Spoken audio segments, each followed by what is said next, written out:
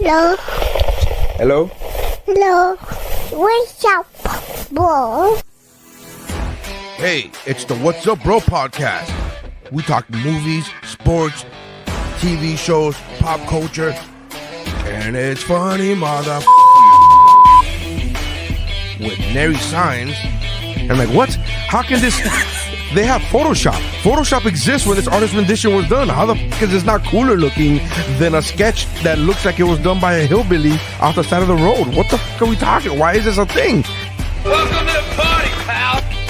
Steph, anie Meyer-Senior. Yeah, I don't have to look for you. Oh, no. So you're telling me there's a chance? Yeah! And Mike Mercadal.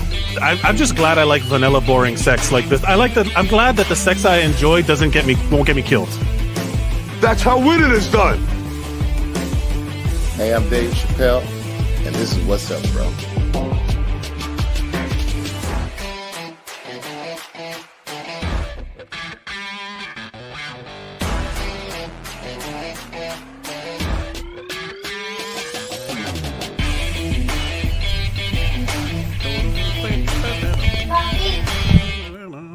Hey, everybody! Welcome to the annual What's Up Bro podcast, top 10 movies of the previous year episode.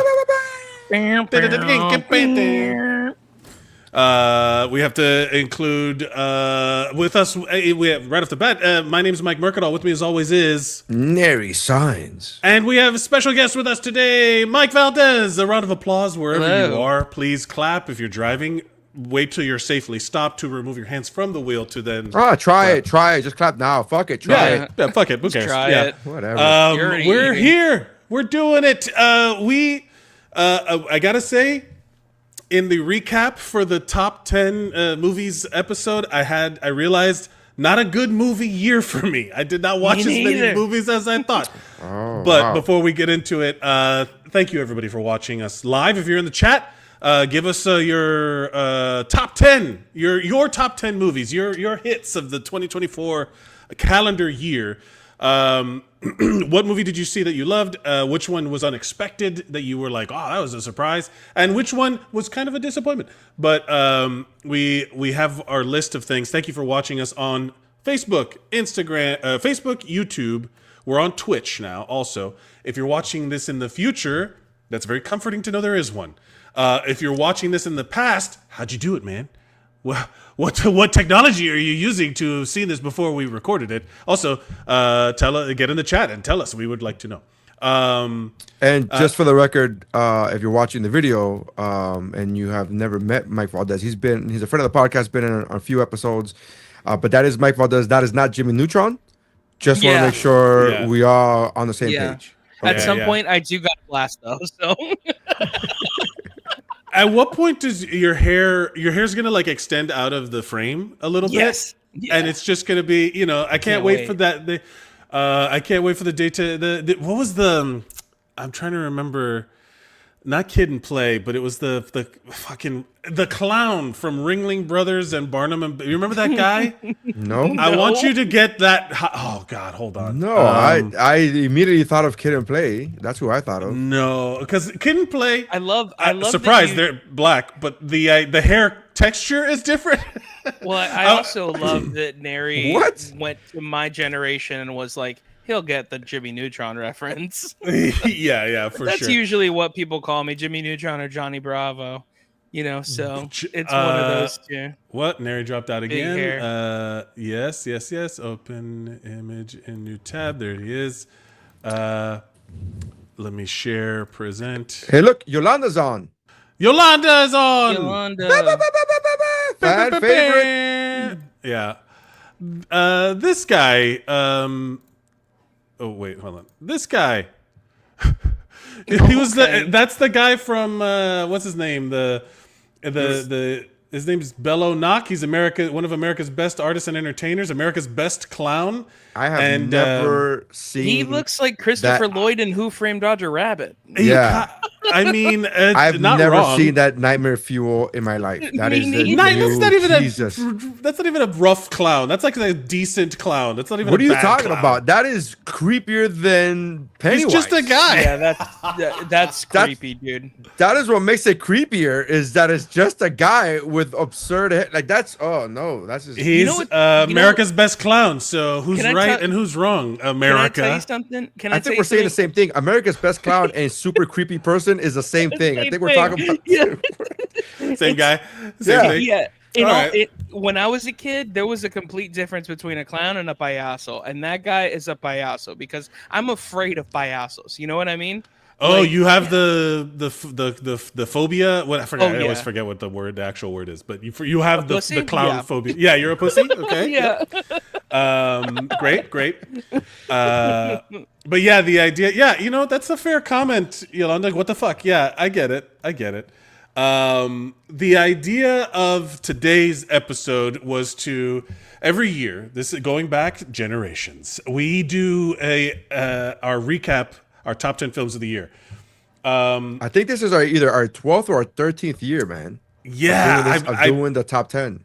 I was looking back and I was trying to remember what it was because, hey, this is just easy content for the internet and it's all distracting as the world burns around us. Here we go. What was, Mike, I want to start with you. Sure. You have your podcast, Childlike at Best, and you are a pop culture connoisseur, I would say. Like, is that a fair description? Yeah, I do my best. In 2024, what was your general, like, big picture cinematic experience like? And what were the stuff that you wanted to see, and what did you end up actually going like actually watching? Because I'll tell you what, I had a lot of did not finishes on the list of movies that came out in 2024. Yeah. So tell me about what is your cinematic going experience, and what was like the environment in which you moved, and then Nery, we'll go to you too. But Mike, what was 2024 like in terms of consuming? I love this. Okay, so when I move, I'm going to start this. I've always loved going to the movies and stuff like that. But when I moved out to LA back in 2015, movies hit very differently when you're in Los Angeles because people sit through the credits even before, if it's not a Marvel movie, because everybody in that town knows who catered the movie or whatever. Right. They were looking for their friends' names. Yeah, everybody cares. Everybody cares about everything, there. And so movies were very specific and things like that. I specifically remember one of my favorite movie going experiences was Popstar Never Stop Never Stopping, because it was just so it's still to this day like one of probably the only comedy I've seen in a theater of that multitude that's actually been funny since then, which has been 10 years, which is really sad. But what I want out of a theater going experience is I usually like it to be kind of it kind of depends. Like when it comes to like Marvel blockbuster movies, I kind of like it when there's a lot of people. But if it's a small movie, I like it to little to no people at all. Like I saw when I Interesting. saw the Iron Claw last year, I was the only one in the theater, and I couldn't have been happier. You know, So essentially, what you're saying is you want the cinematic experience, but you don't want the other people there. Like I understand what you're saying. Like, there's Yeah. sometimes it's good, sometimes you just want to sit and watch it. yeah. Sometimes I just don't I'm talking want people eating popcorn next to me. You know what I mean? I mean, we Like, I don't we all wanna have hear- our antisocial. Like I don't want to things, hear but- you chew. You know what I mean? Like Yeah. I do. I It want is the loud. theater Yeah. experience, but I don't want other people to have the theater experience. And I don't understand It's such a why selfish- the you theater don't trust me. experience is. I don't understand Very why the theater selfish. experience is going away because I Yes. just don't want other people to have the theater experience that I want to have. It's like, yeah. Mike just wants a movie theater for every individual. There's 300 million movie theaters, and everybody Yeah. goes to their movie theater, and it's like, Yes. don't you dare come in my movie theater. it's called their house. Yeah, it is. their Well, house, yeah. So this is also like, this happened last year, and this happened like so many of these movies I watched at home, and so many of these movies I watched with the option, like one of my the things I miss the most about the theater going experience is that you're committed, right? Like, I'm not pulling my phone out. I'm there. I'm sitting there. I have I'm hard of hearing, so like I have a hearing aid. So what I do is also get the closed captioning devices, so I can follow along. Like everything is as good as it can be for me to remain focused, right? Like Yeah. that is the environment. When I'm at home, it's, you know, there's so many distractions. There's like my phone. I'm more tempted to pull out my phone. I'm more tempted to, like, you know, my wife and I, oh, you hungry? Do you want to get something? Whatever. We pause the movie. We don't come back to it. There's more opportunity with home viewing to start something and not finish it. And that was my overarching kind of idea of 2024 was I'm not wasting my time finishing something, or Mike, I got just distracted and just not finished it. out of curiosity, Mike, when you go to the theaters, I assume you go to an AMC. Do you prefer The Nicole Kidman ad, yes, I want that for the old one back. I want the Yes. "We come here to be jerked off" or whatever she says. I don't remember exactly how it goes, praise, but you know what I mean. praise to Nicole Kidman. But Yes. yes. But what I was trying to say was, do you prefer the bigger screen or the better sound? Because AMC has both, and I actually AMC has prefer both. the better sound. That's the hard part, man. I have a 65-inch television, 4K 65-inch television.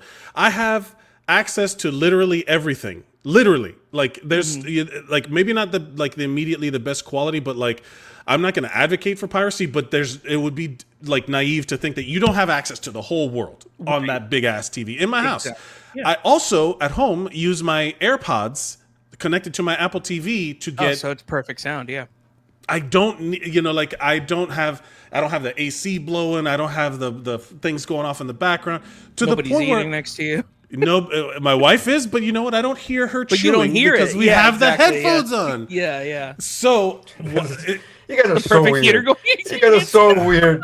You guys are like, Bro. I want you to sit next to me and I want you to watch this movie next to me, but I don't want to fucking know that you're here. I just want you here, but I don't want to know that you're here. It's the argument that Jason Segel and his fiance have in 5-year engagement, where she's like, I don't want you to leave. Like, I want you to be here. Don't touch me, but like, I still want you to be here. Right. It's like, I want you. That's that Patrice O'Neill bit where he's like, I don't want you here, but like, I want you around. You know, like that concept of, that Patrice O'Neill bit's great. But no, I don't necessarily. I like my wife and I watch movies together all the time. Like we'll watch stuff. But each of you have your own headphones on. Not always. Like you just I'm sorry, Nery, do you think that because I have headphones on, I can't like reach over and look at No, my but it's wife? not again. But it's the fact that you don't know. Like if you're paying attention to the movie and you have headphones on, and she has her headphones on, there could be a break-in in your house, and you guys wouldn't know unless the robbers walk by your fucking TV. So much less you being next to her. Like, what does it matter who's next to you if you have the headphones thing is like, hey, leave me the fuck alone, right? It's I think about it differently, but I will say it will come up later in one of the movies that I have on my list that this in fact did happen, where something happened while we were watching it that we were like, hey, wait a minute. I will And- say my top movies are movies that needed people to be in the theater. So I will say that. I will say that. All right, let's. We're gonna go on to over Yeah. 2 hour episode. So let's get it going. We got to get it going. I had a great year of watching movies. I'm on cruise ships a lot, so sometimes I had to go to a different country to watch the movie in theaters. If I wanted to watch the movie in theaters, there were some movies that I wasn't able to watch, even though, from what the critics say, I didn't miss anything. But Craven, I'm looking at you. But I still want to see the movies, but I didn't get a chance to see the movies. But for the most part, I got to see. I enjoyed this. I thought this was a better movie year than the previous year. Okay. Interesting. Because that was not my like. Also, I had a big TV year. There was a lot. There's so much to watch. I had a Same, bigger yeah. TV year in 2024 Way than huge I, TV than I- year. Yeah, I had a bigger TV year in 2024, but I made it a point to be like, well, let's go watch some movies. And then when the Oscars nominations came out a few weeks ago, I went and watched the movies that I felt were interesting to me that were nominated. Like I'm like, oh, I haven't heard about this movie. Let me go watch it. Let me go check it out. But there was a bunch of Oscar nomination movies that I'm like, I'd rather watch paint dry. So Yes, never mind. yeah. To be fair, some of but those anyways, movies are we watching. move on. Paint Let's get to our number 10. This is the way it goes. We go around the horn. We pick them. We talk about our movie. If you have a movie higher on your list, just table it. You just say table, and then we will talk about it when it's at the highest point of the list. So if my number 10 is Craven and your number 7 is Craven, if I say, hey, my number 10 is Craven, you say table, and we can't moving on. I'm saying this for the audience, so the audience knows. Right. Yeah. Let's get it going. We try to do no spoilers. If you can avoid spoilers, let's avoid spoilers. If not, I get it. Some of these movies have been out for a year. Number 10, Mike Valdez, hit me with your number 10. I'm gonna go artsy fartsy. I'm gonna go with The Brutalist is my number 10. This is on my to watch list because it came out like not it came out close to the end of the year, right? Like just now recently. Yeah, so it's on my watch list. I really like the idea of it. What was your experience with it? So it's another one of those Adrian Brody survives the Holocaust movies. Yeah. And that's basically Isn't he like 2 for 2 with those movies? Like getting an Oscar? Like he's like 2 Nikki for 2. Glaser had the funniest bit about it where she was like, 2-time Holocaust survivor Adrian Brody is here. Like, Yeah, that was like. By the way, she did a great job. Oh my God, she's so that was good. super good.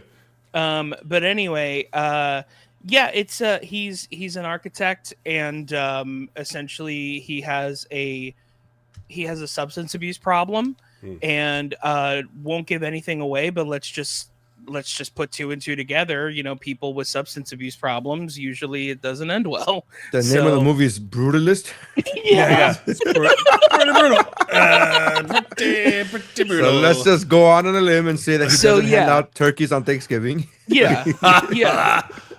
So let's just say it's right after the Holocaust, and he's a heroin addict. What else do you need? Like it's pretty heavy. It's also my only critique is, and this is for a lot of movies, we need to make movies shorter. Like that is okay. Yes, we'll get to that. Because this movie, I could have cut out an hour and a half and everybody would have got what I was trying to say. You know what I mean? Like it doesn't mean the acting wasn't good. To be completely honest, like the standout performances for me were actually not Adrian Brody. It was Felicia Rashad. No, not Felicia Rashad. Felicia Jones, who plays his wife, and Guy Pearce is phenomenal in this movie. And he's the villain in this movie. He's fucking phenomenal in this movie. Other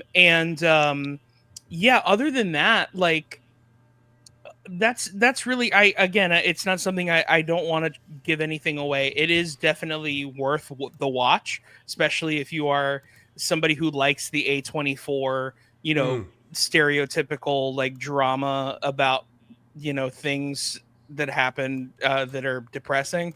It's very much an Oscar bait movie. Like that's just what it is. Like let's call a spade. Like it's an Oscar movie. It's a movie that's made to make people feel bad so it gets a trophy. but yeah, I was really impressed by that. There was one scene, this isn't spoiling anything, there's one scene, bro, that I was like, oh my god, if this isn't a line that reminds you that we're in 1927, I don't know what else is. There's a scene in the movie where he replenishes redoes a millionaire's entire library, okay? And the end price with materials and labor is $2,000. Oh my god, it's like offensive. It's like, fuck and dude. I was like, dude, that is a $500,000 job at least today. Like, so annoying. So annoying. So, oh boy. But yeah, that's my number 10 is The Brutalist. Number 10. Nary, what do you got? Number 10. Right. Is it also a Holocaust survivor? Although I do like, I do like Yolanda's taste. I'm leaning towards apocalyptic movies. She's getting ready. I'm like, you know what? Not a bad call. Yeah. What do you got for number 10? That's actually the worst call. It's like, oh, I'm getting ready for depression with depression. It's like, what? Okay, that's a weird one. All right. To each his own. You gotta prepare. You gotta prepare. So I'm trying to fight recency bias because I just watched a movie this morning. I just watched a movie this morning, and I'm like, oh man, So I'm gonna go ahead and say, yeah, all right. So you know what? I'll save that one for later. My number 10 right now. No, I'm gonna pull the trigger, man. My number 10 is heretic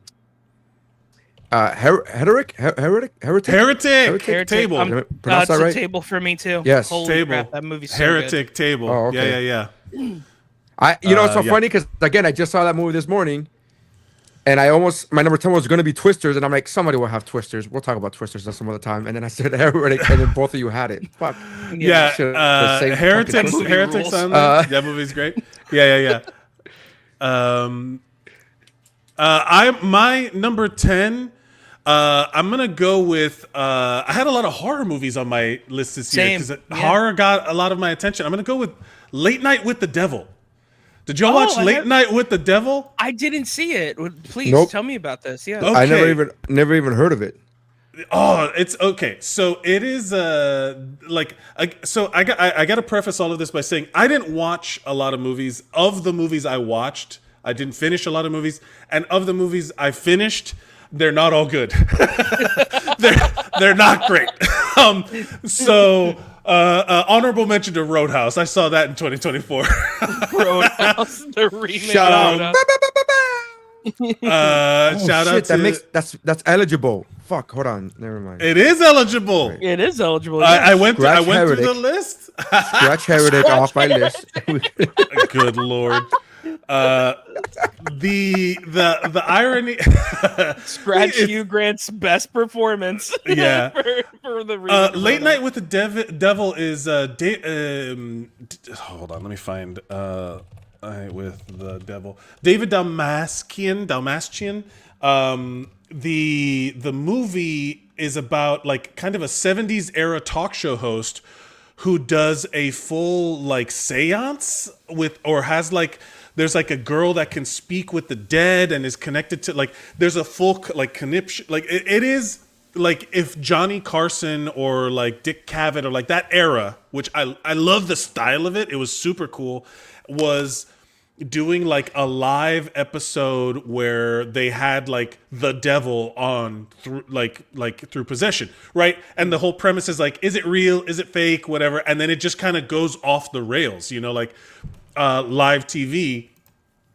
And like it is it was going, my wife and I have decided that going in blind to movies it has to happen.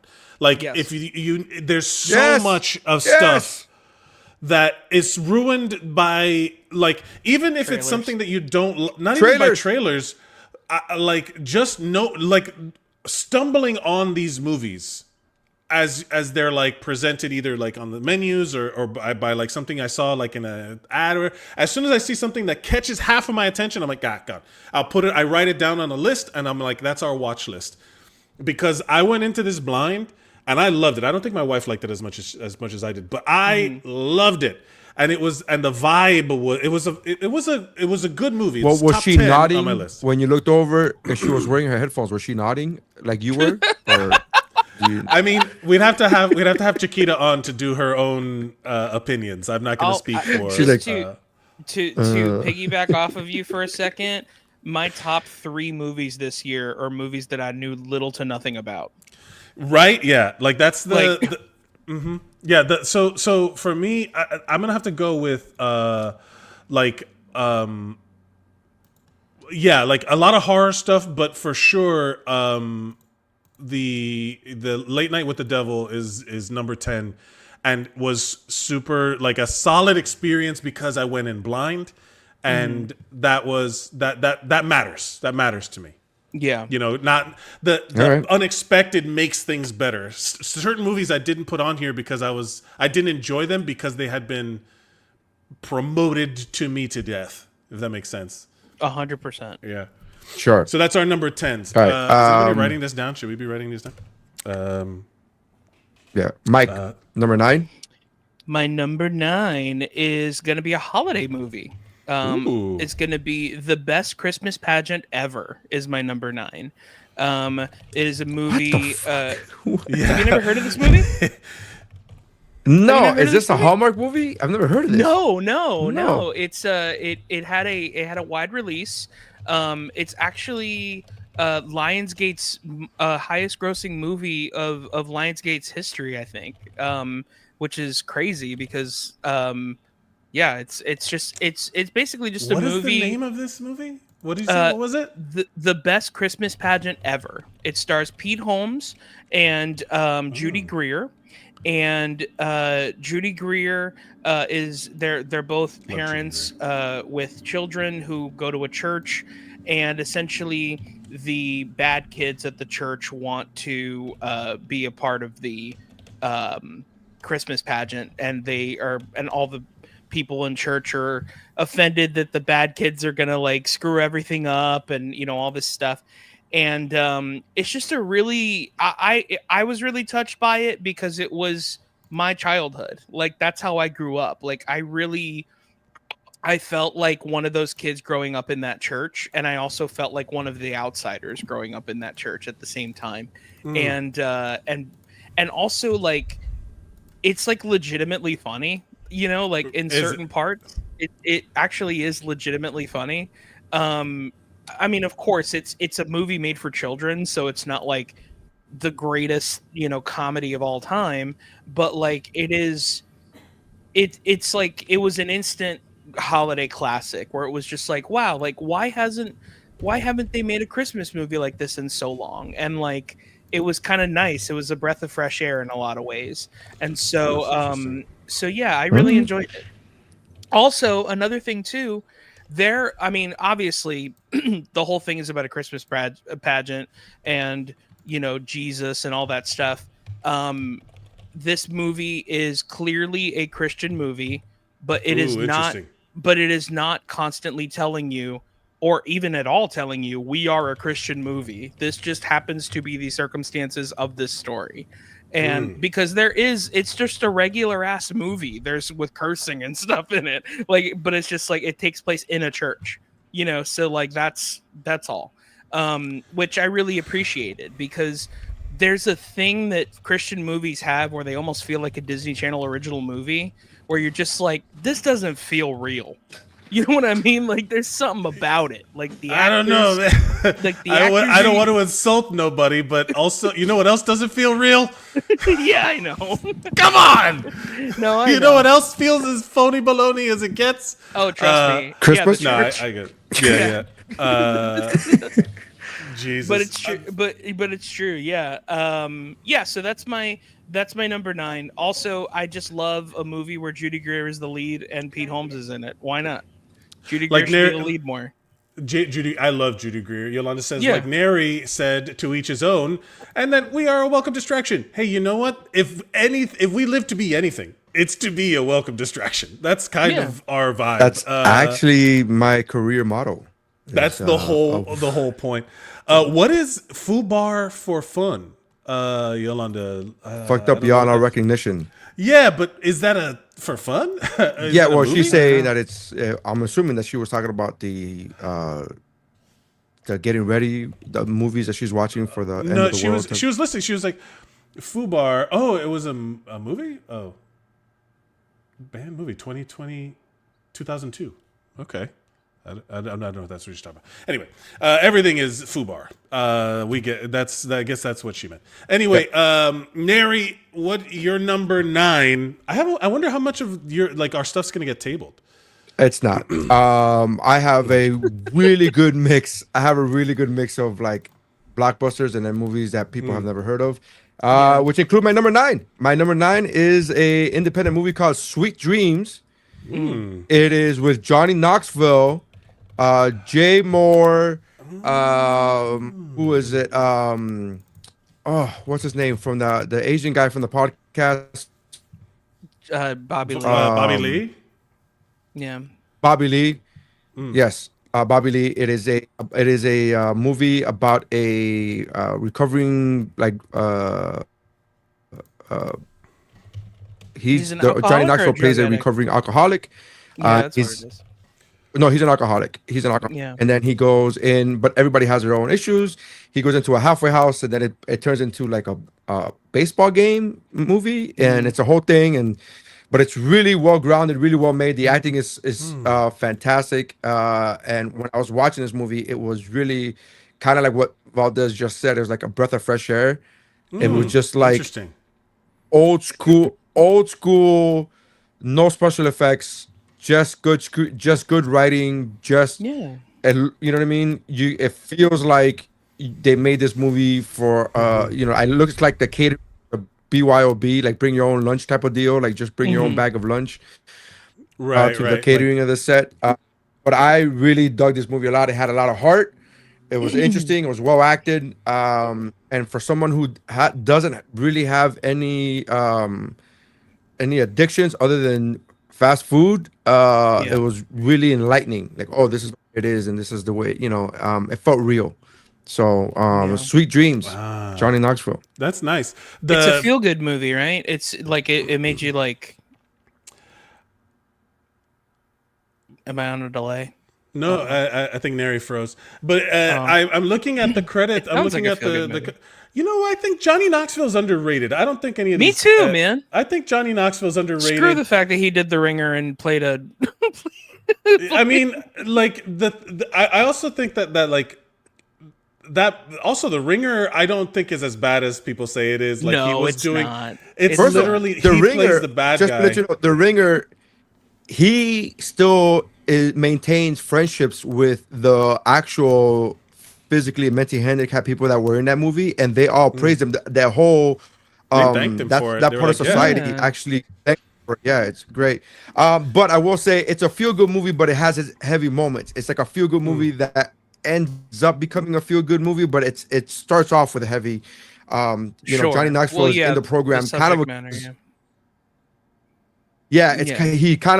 He starts the program kind of against his will because he got to a point where he lost custody of his daughter. So that's how so it's heavy, but it becomes a good movie.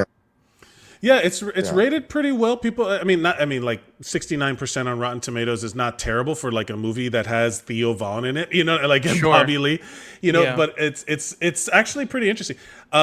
That might be one that I watch. I like this guy. Let me bring up. I think Johnny Knoxville's underrated. I watched. I do too. Oh, it didn't come out this year, but I did watch. He did a movie about Action Park in New Jersey. I watched a documentary about Action Park. Yeah, class action lawsuit. Class Action Park or whatever it's called. Yeah. That documentary was really, really good. I love that. That's a shot. That's a movie I watched this year, but it didn't come out this year. But that movie's great. They had to legally call the movie Action Point or something. Yeah, it was. They had to change the name, but he's in that movie too. And all those stunts are real. It's nuts. Like I respect the hell out of that dude, man. Like I kind of my number 9. I'm going to continue. This one is not an independent film, but it is also not a special effects thing. It's low on my list, but it's nominated for an Oscar. I'm gonna go with Conclave. Okay. Anybody got Conclave? No. It's about Yeah. it's about the Table. Okay. Table. Conclave table. Okay. All right. It's so funny because guess- in both Conclave and Heretic, I both was thinking while watching each of these movies, I was like, Mike would love this. Yes. hey, all right. That would be like the opposite if they were like, Borderlands. Mike would like this, and it's like straight trash, and you're like, Mike likes garbage. No, but it's literally like anything that questions the religion. Mike is gonna love this. Like I just immediately is like, it doesn't question it doesn't question God in any way. It questions Catholicism. We'll talk about it later. Got it later. That's That's what I'm saying. Yes, I said the religion. I said what I said. I didn't specify God. I said religion. Yes. I will say. I will also say this. The way that you said it, Nery, was perfect because you said while I was watching this, you were like, Mike would like this, and I actually completely agree. Mike, Mike, I would like it. Multiple Mikes, are approved because I love Heretic. I have not seen Conclave, but I want to. Yeah, I just said Mike would like this. I didn't specify which Mike. The fact that Mercadal immediately thought of himself just goes to show you how into himself he is. It was my choice. Mike would like my choice. So so table on Conclave. Fubar is an Arnold Schwarzenegger series. I had not heard of this, but it's a Schwarzenegger series. Okay. Yes, I know this series. I only saw one episode, but yes. I know well, this series. there you go. That brings us to number 8. Valdez, what is your number 8? Number 8 is A Real Pain, Jesse Eisenberg and Kieran Culkin. Is that anybody's? That is one that I did not finish. Sure. Yeah, I completely understand because other than Kieran Culkin's performance, it could seem very boring. So I completely get it. I mostly just really love that movie because Kieran Culkin just knocked it out of the park. Right. This is the category of movie that my wife watched it, and then my wife wanted to watch it because she likes the Kieran Culkin from Succession, yeah, and Home Alone, of course. Home Alone. He is Scott Pilgrim, of course. What was the movie? I'm sorry, I have to get off for a second. What was the movie? A Real Pain.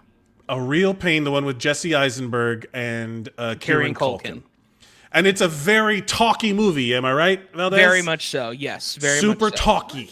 It is. It is a, as I like to call it, it is a actors be acting movie. Yeah. Well, there's a few of those on my list. Same, yeah. Yeah. Where you're watching this, and there's times when I'm watching with my wife. We're both in our headphones, but we can still communicate. That I turn to my wife and I'm like, man, these people are acting. These people are acting. Like John Lovett's acting. Yeah, it's like that, 100%. Yes. It's about two dudes that they're family and they go to Poland to trace some family history. Is that what it? So their grandmother dies and they want to take the cremation.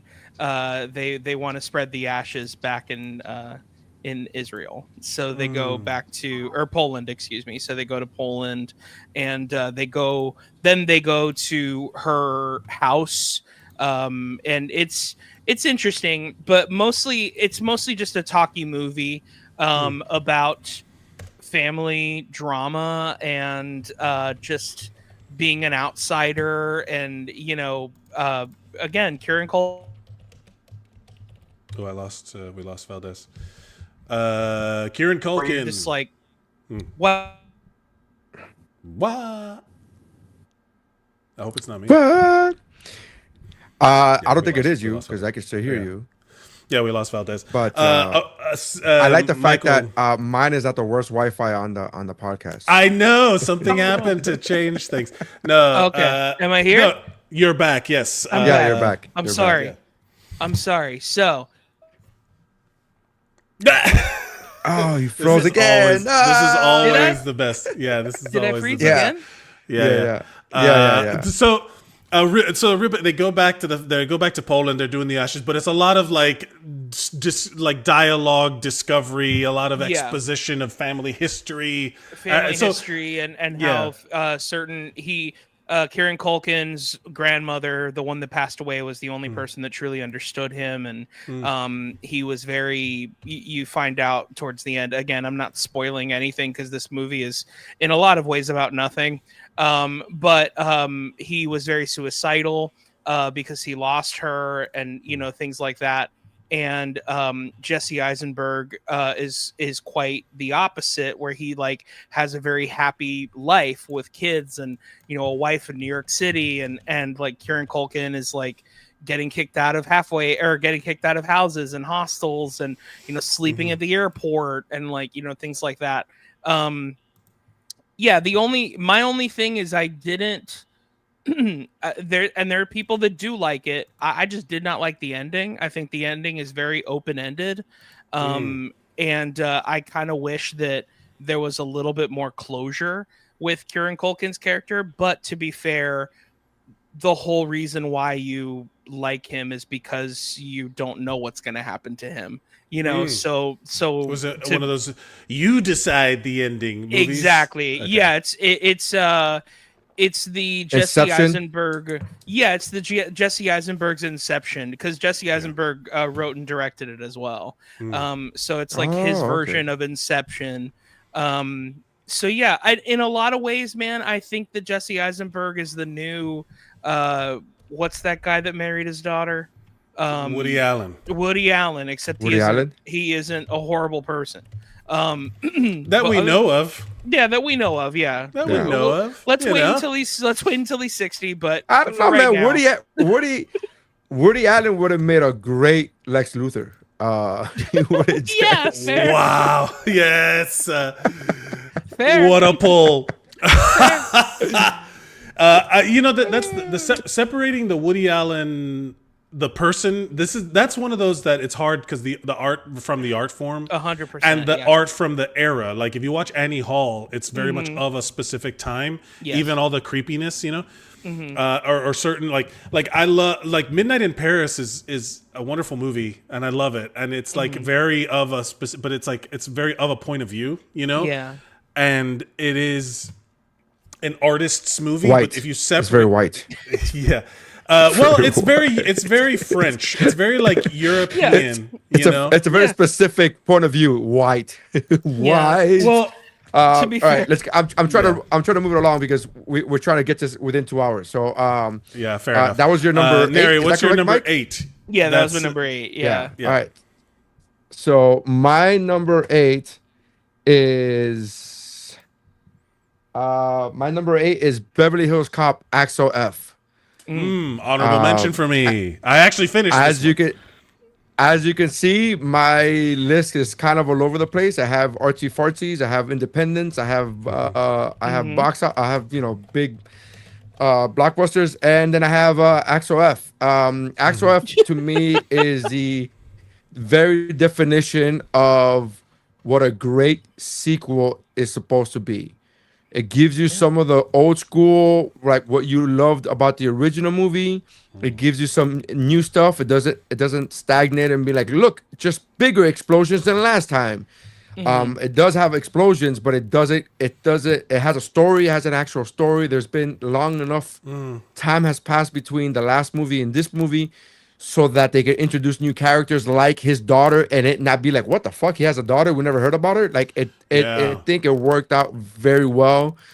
And it was very much, if you liked the original Beverly Hills Cop and Beverly Hills Cop 2 specifically, you would like this. You would like Axel F. I very much enjoyed it. I thought it was a good time. It was just a fun fucking movie. Like that's all it was. It was a fun. That's all movie. it has to be. And I had a great. I enjoyed that movie. Watching it, it did feel like because it was supposed to be the pilot of a TV show or a series, like a season of TV. It did feel like there were certain parts that felt fast.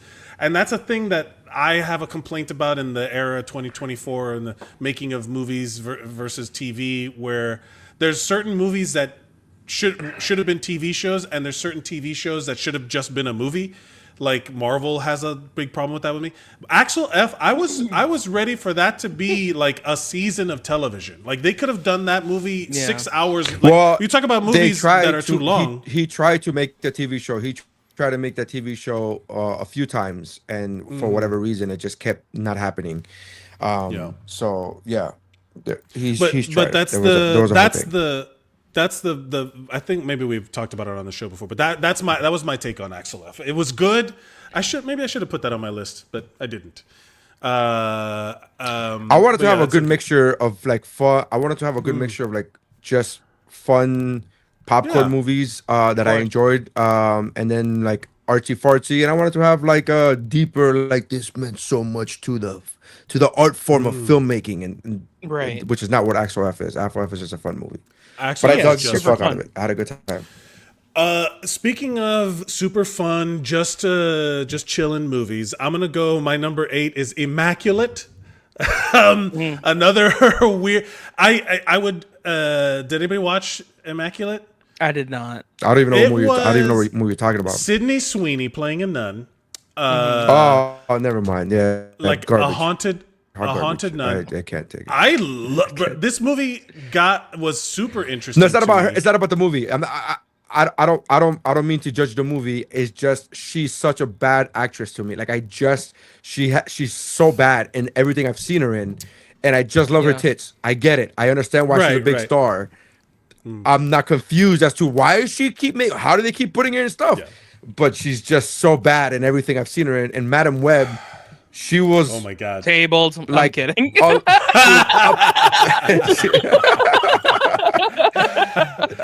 In Madam Web, she was up there for like the worst part of Madam Web, man. She was just really bad. So good. Yeah, so this movie, you're right. It would have been good with anybody in it. That she's not important to the look at Yolanda. Nery. Also not a bad pull. I don't know if this is gonna get tabled, but the Wild Robot. Nice. Yes, that is a very good one. The Immaculate it would have been the story. God, I don't want to spoil it for you. Yeah. But the whole point of the just movie, talk about the acting and talk about you don't have to give a story detail. You don't have to give us an synopsis. Well, that's the part that I enjoyed the most. The story because it was an unusual take. The take that they did for being a religious movie.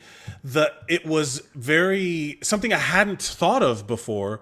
Where you know what, the whole premise is that some geneticist find like the story is told through this nun having these like horrible visions at night, nightmares and all that stuff.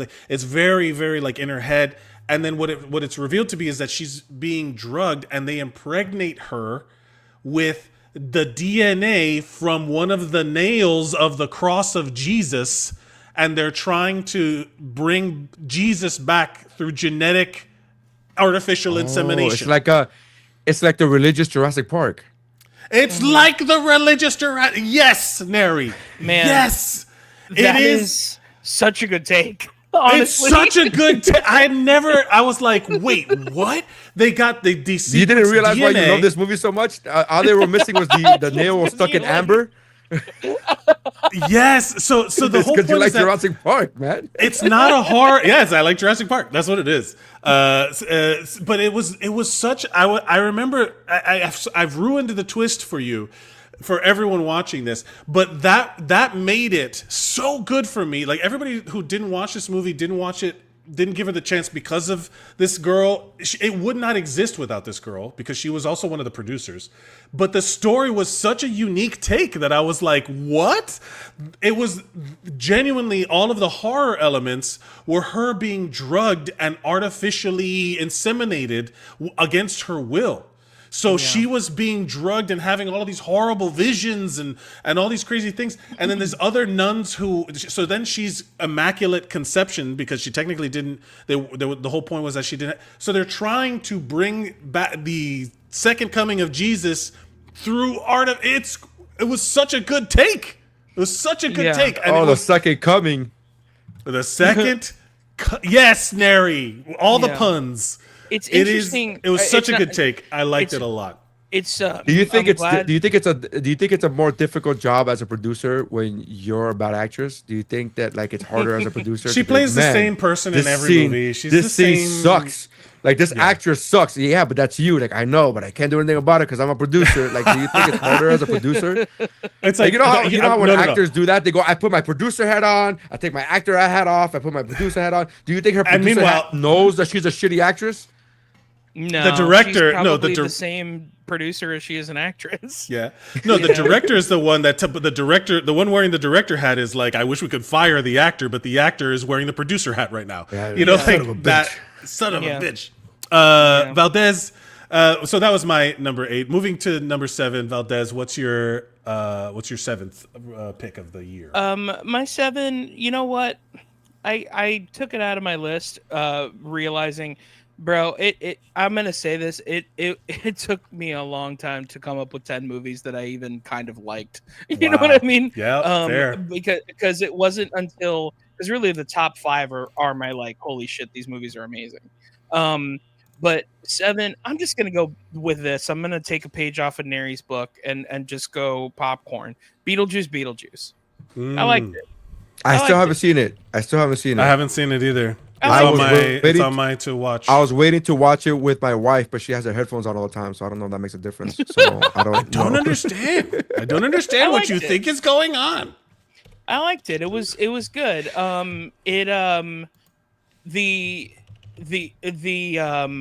The thing that I loved about it was that Michael Keaton is in it as much as he is in the first one, which is beautiful. That was a huge thing that I was worried about, was that now that they all know that Beetlejuice is iconic, the whole movie's going to be Beetlejuice. But it wasn't that at all. He's in the movie maybe 12, 13 minutes, just like how he is in the first one. It's more a movie about Winona Ryder. Catherine O'Hara is a gem. Like, She's the Catherine best. O'Hara. Now I haven't O'Hara. seen the movie, but do they explain how Alec Baldwin had gained so much weight as a ghost? Do they explain that? No, they do explain why Catherine O'Hara's husband is a pedophile, though. Oh yeah. Well, that was the thing, right? Like they couldn't Yeah. really. Yeah. That dude genuinely is a villain. Like he was a Yeah. monster, was a pedophile, and he had like And he was in every movie. Just he was in Howard the Art Duck. Imitating He was Life in or a Life bu- Imitating yeah.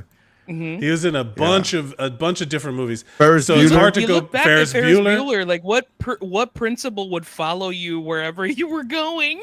Like what principal cares that much about one student? Like that's weird.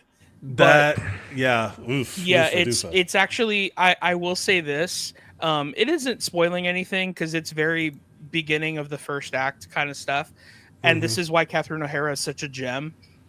So she retells the story of what happened to him and how he died.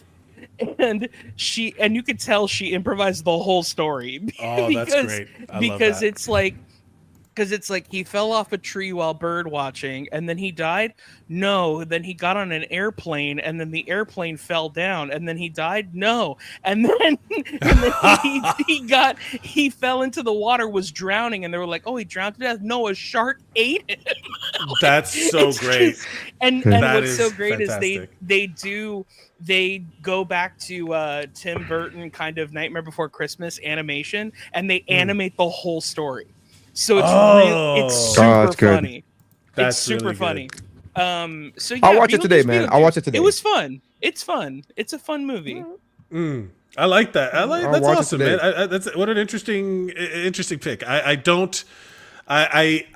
been hesitant to watch it because there's something about like that again, the hype. Like I knew too much going in, you know, like it was promoted so aggressively. Jenna Ortega, again, kind of playing the same character in a lot of things, is like, whatever, you know.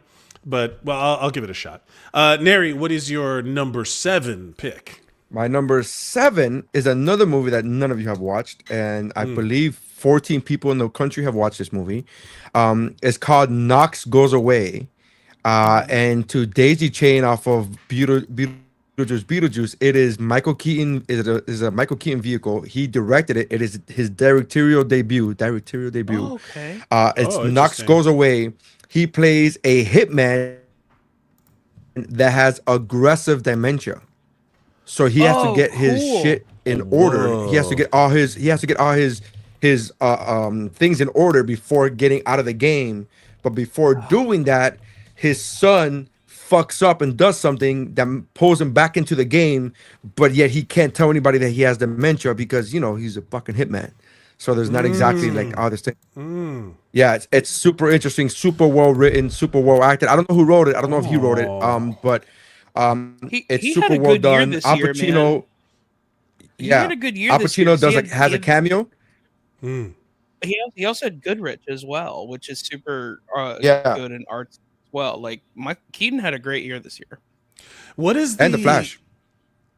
Yeah, the yeah, Flash. and the Hey man, He's the I best watched part the of it. Flash I will again. He did good in the Flash. He did He's good in the the best Flash. part. What the fuck? I watched the Flash recently, and it's fine. It's fine. It's a good movie. I love. It's just fine. Supergirl's dope. It's just fine. It was great. It was just fun.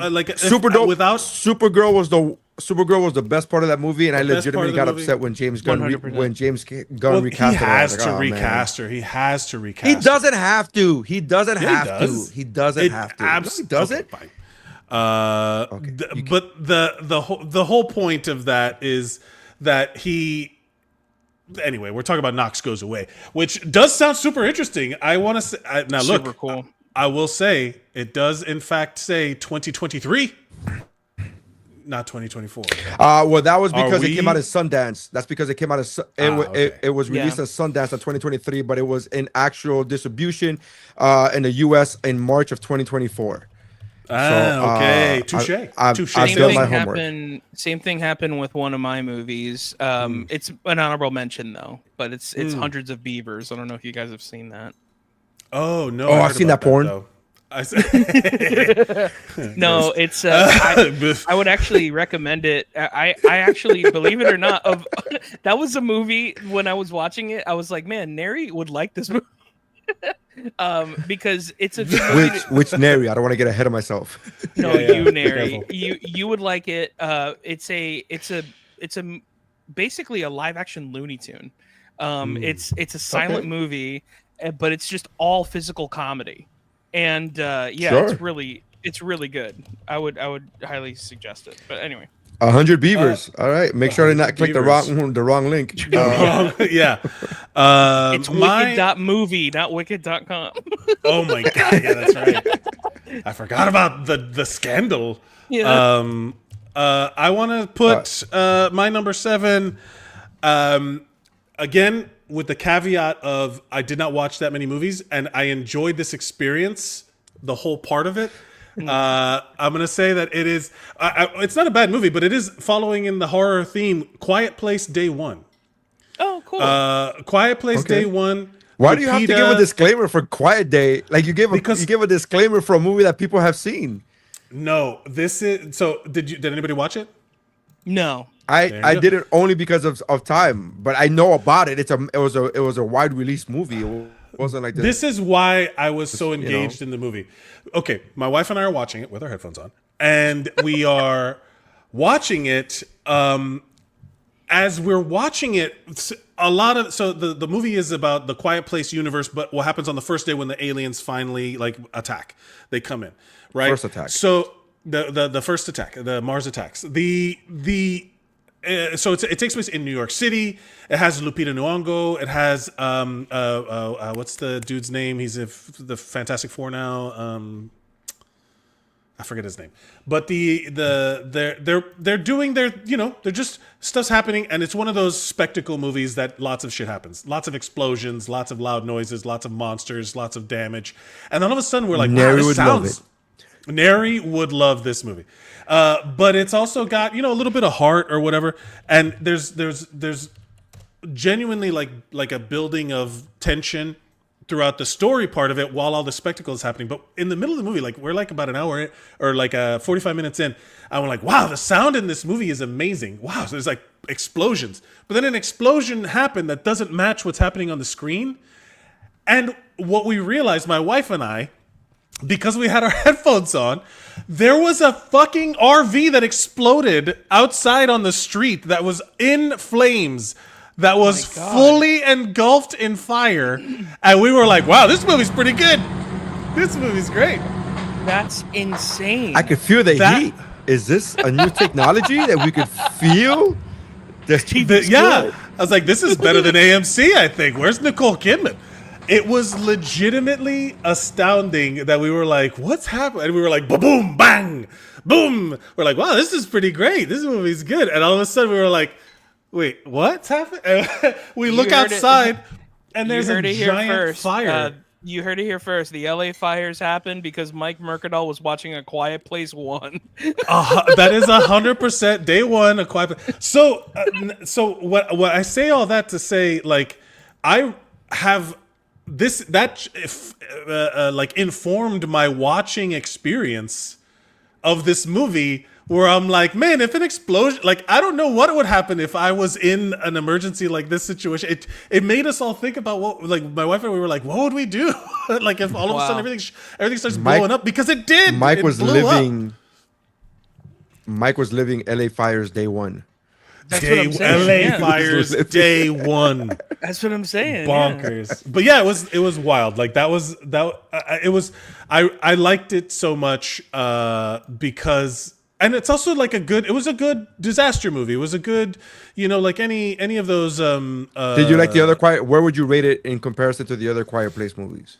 Yeah. Well, where would you rate the first one? I really enjoyed the first one because I saw it again. No knowledge going in.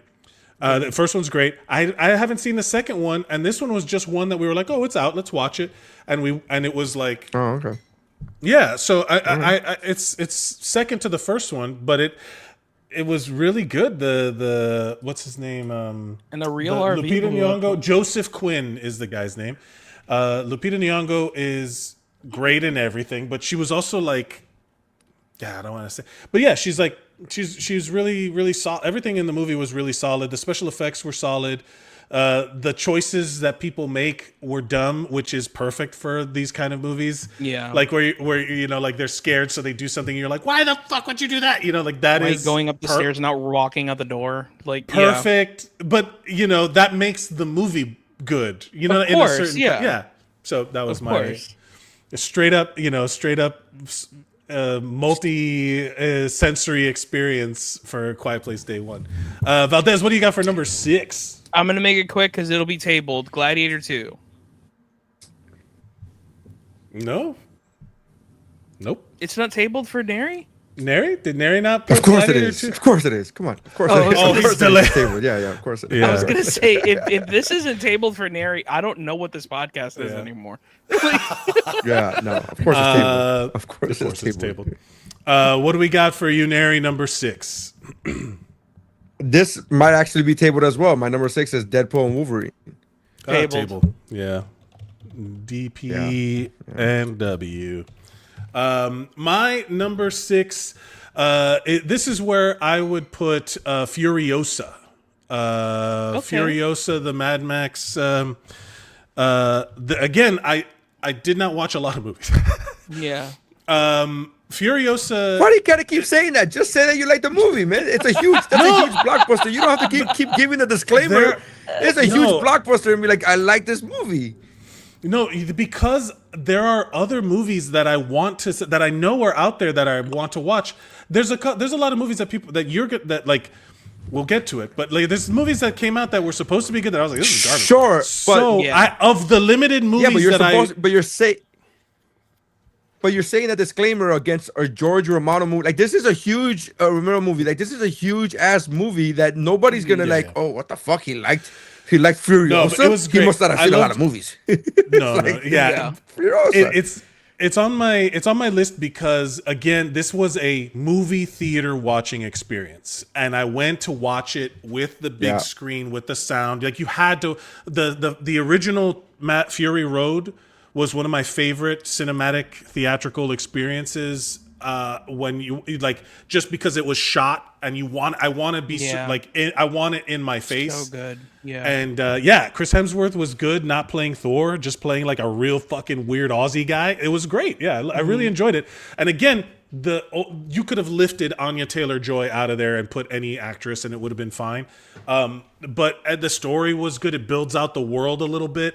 It felt like very much a sequel, like it was very much like that first Fury Road was so good that it was like, this felt like they had to shoehorn some stuff in there that was unexplained in like Fury Road, that it was like, I guess.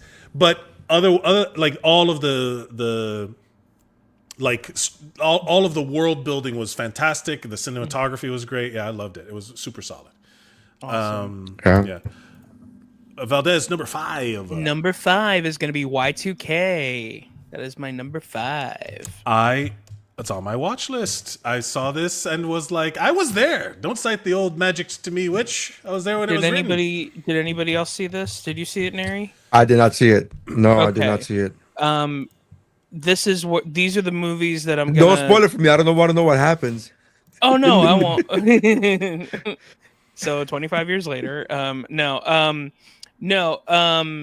Y2K is a movie about if you grew up a 90s kid or in the 90s, back in 1999, everybody was scared that all the computers were going to reset and the whole world was going to shut down because of the computers and all this stuff. This movie explores what would have happened if that actually happened. And would the computers actually take over? This is a Kyle Mooney movie, Kyle Mooney of SNL fame. It is a horror comedy, and it does such a good job of juggling horror and comedy in it, because there are parts that are legitimately funny, and there are parts that are just like, what is happening right now? Like, this is crazy. And then man, this movie also made me feel old as well, because like I watched it and I was like, oh shit, this is a period piece. Like, because like they're playing like the thong song and shit, and I'm like, oh my god, this was my 6th grade. Like, it was just it's nuts. Weird. Yeah, So this is a 100% true story. I was working at Best Buy in 1999 into 2000 Y2K. We had Y2K compliant devices. We had all of these things that we had stickers. It was like when people talk about Y2K now as a period thing, you have to kind of remember how fast technology moved. Yeah. But at the time, there was like legitimate belief that planes were going to fall from the sky. 100%. Yes. Yeah. People were like really scared that people were like bringing water and shit. Like, it was like nuts. Yeah. It was pretty spooky to think that it could be happening. So now to see a movie that's a period comedy about it is also like, oh boy, that's I have aged. It's crazy though, because like you almost don't think it's gonna work, but it does, man. Like, it's like it really, really works. And I also just love Kyle Mooney's style, because like his first movie, Brigsby Bear, I really loved, and that's my friend loves that movie. Yeah, it's a movie about a guy that grew up in a very conservative home and was only allowed to watch like this like Christian Bear thing. And he never got to finish the last episode, so he goes out of his home to create the last episode. It's a weird ass movie, but it's so good. And it has a lot of heart in it. Yeah. And but funny enough, one of the actors of Deadpool is in this movie as well. Yeah. And Deadpool 2, the New Zealand, the Maori kid. Yeah, the New Zealand kid. Yeah, and he's very funny in it as well.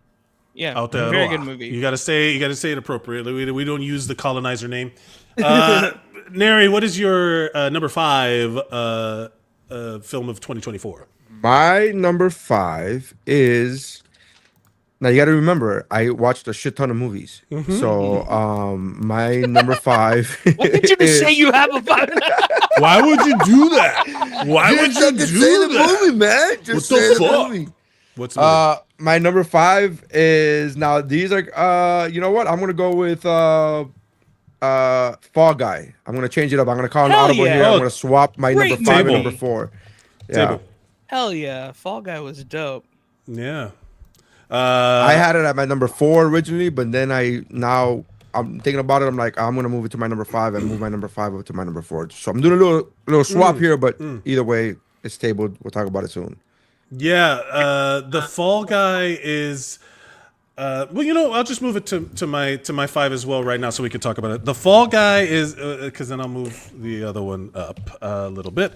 But yeah, So let's talk about it right now. Fall Guy's my number 5 as well. Let's. I loved. It's such a fun movie. It's such a fun movie. The soundtrack was fucking fire. Was just fire with it.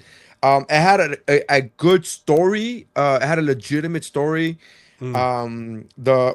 I like the fact that it had a whodunit type of feel to it, but still in a very 80s action movie kind of way. And it kind of, it's one of those behind the scene movies where they kind of like, they show you how a movie's made, but not really, but kind of, and the characters are super exaggerated, the super hyper vigilant producer, and then the movie star, the Tom Cruise movie star that, likes to claim to do all his own stunts, but he doesn't. It's really, I thought it was a lot of fun, man. They played with a lot of tropes.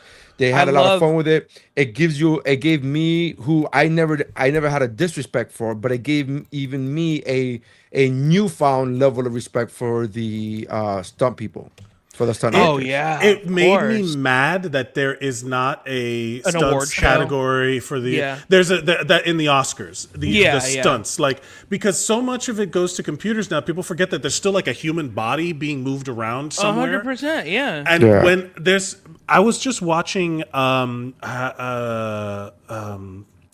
what movie? But it was like from the 90s, and there was like car chases, and there was like the reason why it matters is that there's no CG. That guy is Glimmerman. Yeah, that's the one. Yeah. But I was watching. Hard I can't to Kill. remember what it was. Any of those movies, name them. It's not like they used computers. Like, there's literally like a dude getting yanked by a wire. There's literally guys driving the car and it rolls over. It look at even something like a silly comedy like the Blues Brothers has a whole scene. I was gonna say, look at Home Alone. Those guys are really taking those hits. Not the actors, the stunt people are really taking those falls. But there's something visceral about it where you kind of, your brain almost forgives it more than bad CGI. For if you see a stunt that is not real, like you see the thing miss or whatever, or like you know that the concrete that hit him is like styrofoam or whatever, but your brain forgives it more than if it was like a bad CG. People are way more forgiving of a bad stunt or a prop than they are of the uncanny valley of computer graphics. So the Fall Guy made me remember, like, there's the whole blooper reel at the end. They show like that montage at the end, and I was like, yes, I mean, this is great, fantastic movie. Fall Guy, the thing I loved about Fall Guy is kind of the reason why I like movies like Ferris Bueller and Home Alone 2. The music is a character in this movie. Yes. It is awesome. Like, it's like a glorified music video, but in the best way possible, if that makes any sense. Also, did you remember did anybody watch the Fall Guy series? No. The TV show? No. I used to watch it. I didn't know it was a thing until after watching the movie. Yeah. I remember watching it in the as a kid because I loved the guy's truck. I was a little kid, so I was the only reason there was Lee Majors, and he had this dope ass truck back in the 80s, because it literally ended in 86. Like, I was a little kid when this was on TV. So, but yeah, I just remember that the Fall Guy had like a dope ass truck. That was it. Yeah. In the original series. So this was kind of a brand new story for me anyway. So, that's number 5 for Nery and myself. Number 4, we're getting into the top 4 of My number 2024. My number 4 is Deadpool and Wolverine. Table. Ooh. DP and that's gonna get tabled. Neri, what is your number 4? My number 4 is my second horror movie of the list, and it is Alien Romulus. Ooh. I did not see this. You guys did you guys not see this movie? I didn't see it. I don't know if I mentioned. I didn't see that many movies this year. I don't know if I mentioned it. No, but I understand. I'm not. That's what I'm asking because I assume that neither one of you put this on your list because you haven't seen it. Because I was like, this. How can you? Yeah. Watch this. Yeah. Okay. Well, yeah, that's All why right, it's not on my list. That makes sense. That makes sense. That makes sense. Because if I would rather that. I would rather that because if you guys saw this movie and didn't put it on your list, like, no, I saw it. I saw it. It's fine. Like, For you, oh. the non-horror person, to say that, it's kind of impressive. Yeah. That's what I'm so here's the saying, thing. So Alien movies, it took me decades to watch a single Alien movie because I am such a wuss when it comes to horror movies. I'm not a horror movie guy. Yeah. A few years ago, I started doing the horror movie podcast Shiver, which with my friend Dave and at that time Jeff, and it got me to appreciate it. They forced me to watch horror movies, which was part of the joke, is like the scaredy cat watching horror movies. Right. But it got me to appreciate horror movies even more. So then I started watching the Alien franchise, and then I realized, with the exception of the original Alien movie, the other ones were just action movies. They weren't really horror movies. Once They were Cameron just, The first original one was is a straight thriller, up a horror. and then Yeah, part 2 and on were just action movies. And then it went back to Prometheus, but by that time I was already in the universe, so I'm already like, give me all of it. And then when Romulus came around, I was like, this is gonna be good. Or I hope to be. I'm excited for it. Let me rephrase that. The moment I was like, all right, I want to be good, and it did not. It was everything. It was. It takes place in the events right after the original Alien movie. So chronologically, it takes place right after the original Alien movie, and if you watch that before you watch this, it'd be even better because you get a refresher course, but you don't need it. I will say they nailed it because you know how the original Alien movie, even though it was supposed to be in the quote unquote future, it was still very 80s. The way their attire, the way they looked, it was still very 80s. The way the characters look were very 80s. It could have been lifted right out, but it was still in the future because it picks up, and it's different. It's a different character cast. It's not like, oh, you're not gonna see Sigourney Weaver. You're not gonna, but it's just. And it was so well done. It filled the gaps in perfectly. Yeah, that world is super interesting, and that's one of those things like in Star Wars, they could tell a million stories in that world involving different aliens, and it would be I would watch the whole fact that there's these mining operations going on with these ships that go out. Yes. Like there's so much like content there that they could use that it's like they could mine. For content. He gets it. Waka. Number 4. I don't care for it. I don't care for it. Number 4, this is where I'm gonna put Heretic on my list. Okay. So if we want to talk about Heretic, I'm tabling it. Mike tables it. I'm sorry, I did not hear that. Okay, so Valdez, what is your number 3? My number 3, my top 3 are constantly fighting, because they're movies that I thought about. But I mean, I tabled it, but I'm gonna go with Heretic for this one. For my number 3 is Heretic. Let's go with that. Right. This movie fucking rules. Like this movie is so fucking all 3 good. of us put it on our lists, right? Yeah. So we've all 3 tabled this. Correct. Yeah. Hugh Grant fucking annihilates in this movie. Such a good performance. I almost forgot that he was a dick back in real life. That's what I was gonna say. I will say I'm not trying to take away from his performance, but he's like internationally renowned. He's known for being a complete asshole and being smug. And he just plays a smug asshole in this movie, and you go, okay. I mean, not taking away from his performance. I didn't think so. So here's the thing. I love this. This is the one who's against religion. He's like, I don't think he was an asshole. It's like, no. Well, he's so the thing is that I think that what people don't like about like Hugh Grant in this movie is like a predator in the animal sense. He's like a trap, right? But no. But like he's an ambush predator, right? And then when you look at the reasoning why, God, I want to talk about. I don't want to spoil like the movie for people who are going to watch it. But it when you think you have it figured out, it changes, which is so awesome.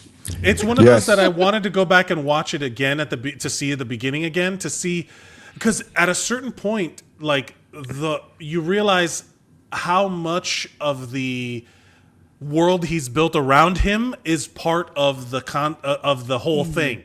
And it becomes almost like Saw. It becomes almost like a puzzle. This whole kind of elaborate thing. Once you learn that it's this kind of thing, then you realize, oh man, this is another one of those movies where the whole time you're like, the people in the movie are making dumb fucking mistakes that make the movie good, but in real life you'd be like, what the fuck is wrong with you? I disagree. I I disagree with you. I was watching this movie and I was never like, oh, I would have done. They are playing character. They are extremely polite, but they were very much on it from the beginning. Like, this is creepy. We should get the fuck out of here. That's fair. I will say that they want to get that's actually fair. I do. Yeah. That's fair because they were clocking it from the beginning. Sophie Thatcher's character definitely knows something's up. Like the whole time. And to be completely fair, the movie wants I hope I'm not giving anything away, but the movie wants you to feel uneasy the whole time. Yeah.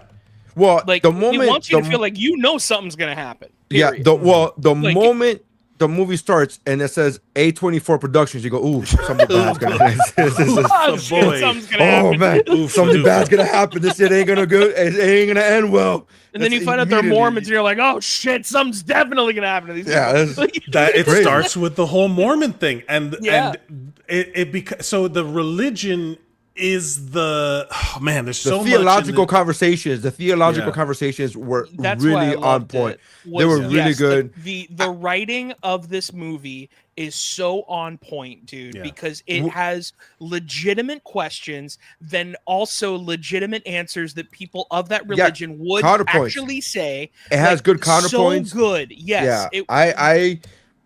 I mean, one of my favorite things, and I'm going to try not to give anything away, but to those of you who have seen it, you'll know exactly what I'm talking about, is when there's two doors.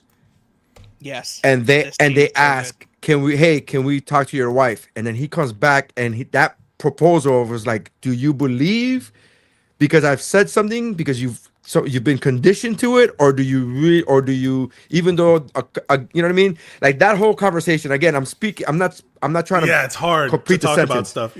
But it's just so good. Like that whole conversation, theologically speaking, you go the smell of the blueberry pie. Bro, you want to hear something really fucked up? If you go on A24.com, they're selling blueberry scented candles. So hey, you gotta merch. You gotta sell merch. Yeah. But like to anybody that's seen this movie, you're like, that is such a fucked up way of selling merch for this movie. I will say, so it did work though. I was like, oh, they got.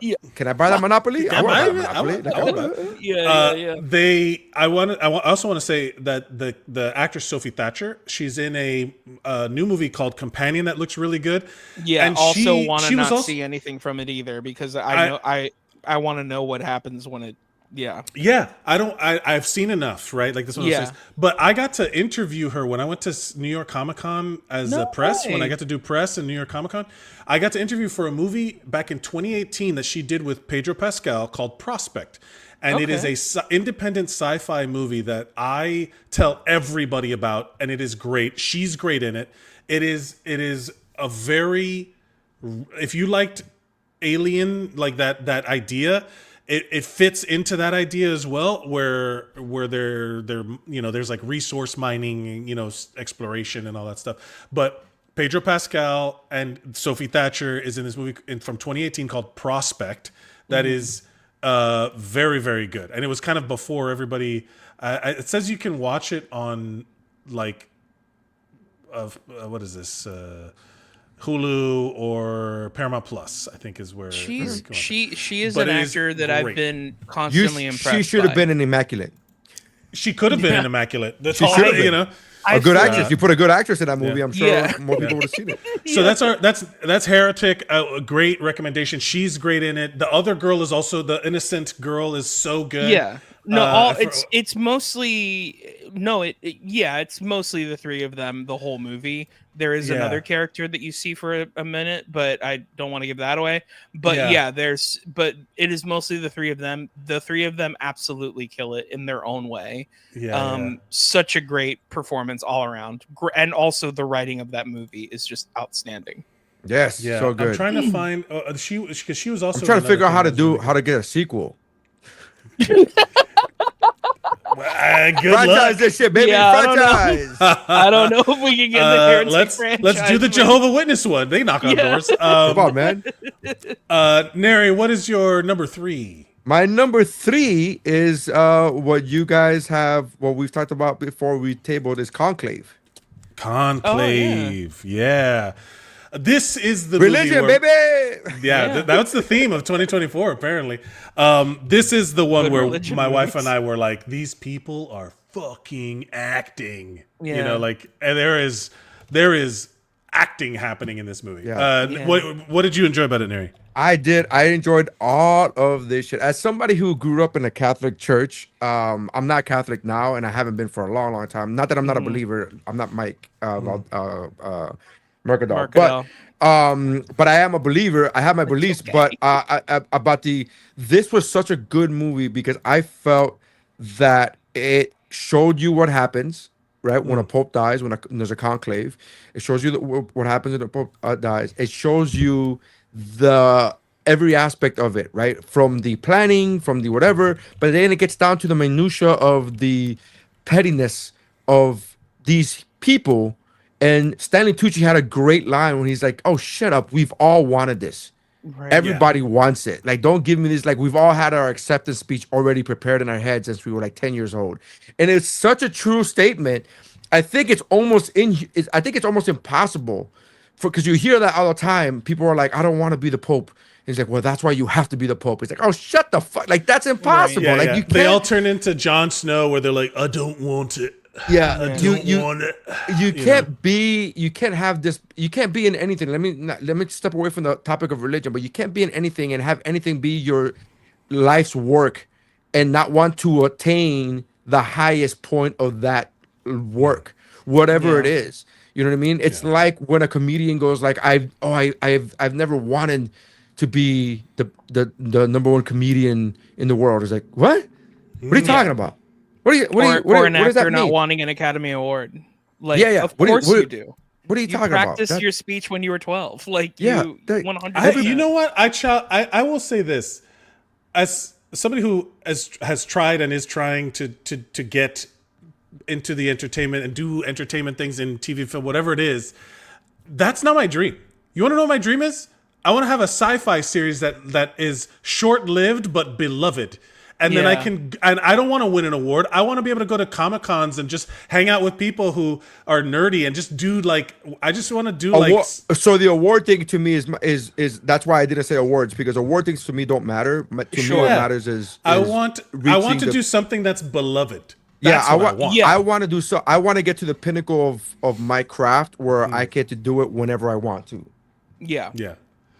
Whenever you want to and be able to sustain financially. So, that's what I'm saying. So like that's the pinnacle of my preferred career. So I was just 100% saying that's what I loved about Conclave, that it gave the interpersonal communications. It gave, like, even within these cardinals, they're like, "Oh, that guy's the asshole," and they gave all of these like, "Oh no," and it was like so great. Yeah, it was layered. Yes. Because there was also, so for if you haven't seen it, there's a mystery element also too. Like, there's suspense in it. There's like it's understated and it's very much an acty movie, but there's a mystery, there's suspense, there's like internal struggle, and it's all written on fucking Ray Fiennes' face. Like, he's just so good at showing stuff. And John Lithgow plays a great character. Can we just talk about how underrated John Lithgow is as an actor? Go on my mountain. Dude. I love on my that mountain. guy. The fact that if you ever watched the show The Crown, if you ever watched that, he played Winston Churchill, and you believe that was Winston Churchill. Yeah, and then they got a time machine and brought Winston Churchill. They brought Winston Churchill to do this show. This is amazing. And then 2-3 years later, he's in this show, he was almost unrecognizable. as this cardinal, right? And he's not in it for long, but he's in it, and you're like, man, He's an this important guy's character. He's an important character. His character matters, and he's so underrated as an actor because he did so well as a comedic actor, right? That we forget that this guy, because he could play silly and he could play outlandish and he could do all this, and then he could play Winston Churchill and then he could play a cardinal, and he's so great, man. Best season of Dexter. I'll say it right now. Best season of Dexter, the Trinity Killer.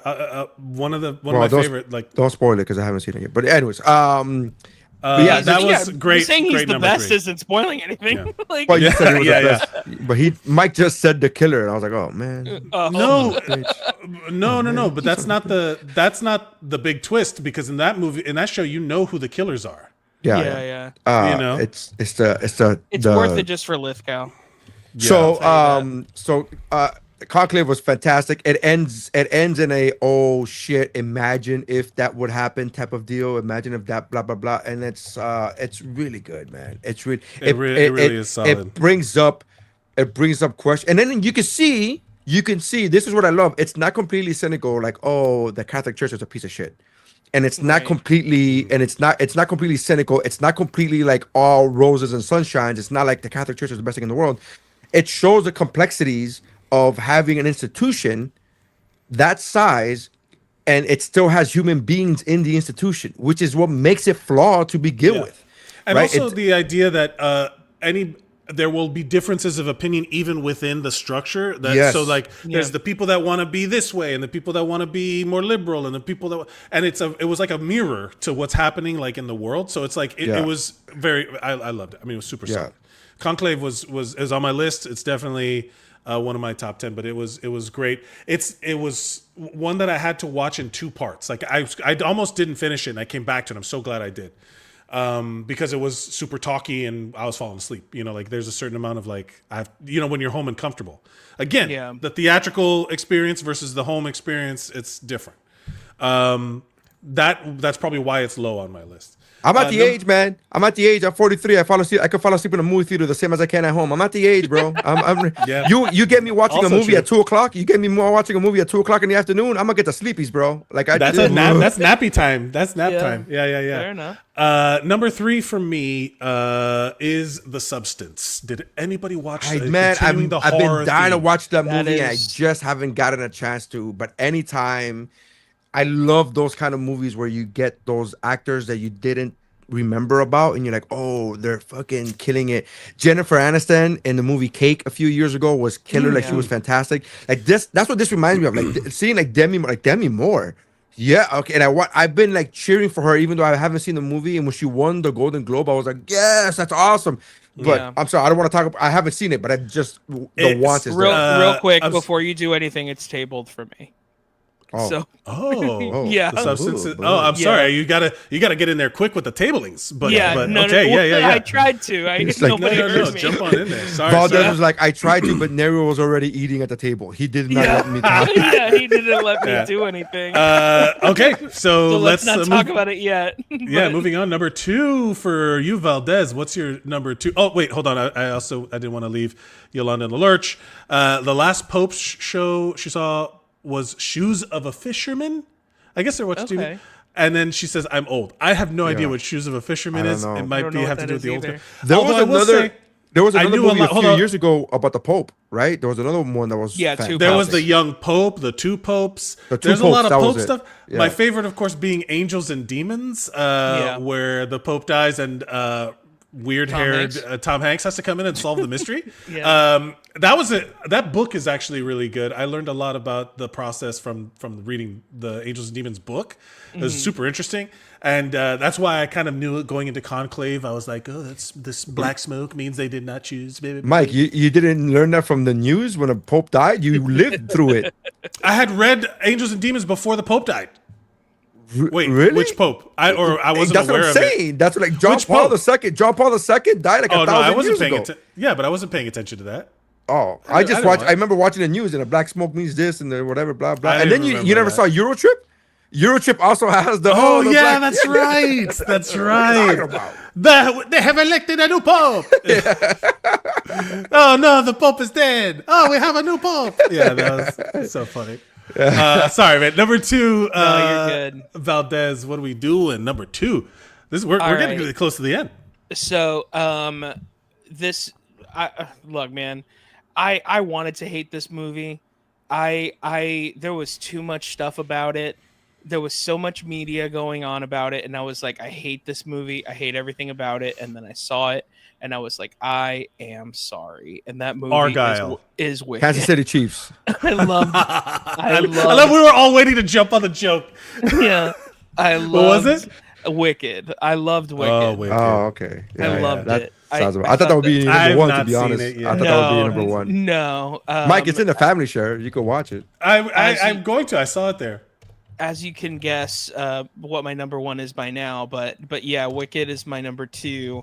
Wicked. Yeah, that movie rules. Were you hooked on? Did you have any preconceived notions going in? Nothing. Had you seen the play? Oh. I had not seen the play. I had never heard the music. I knew Idina Menzel was in it. I knew that Kristen Chenoweth was in it. You mean Okay.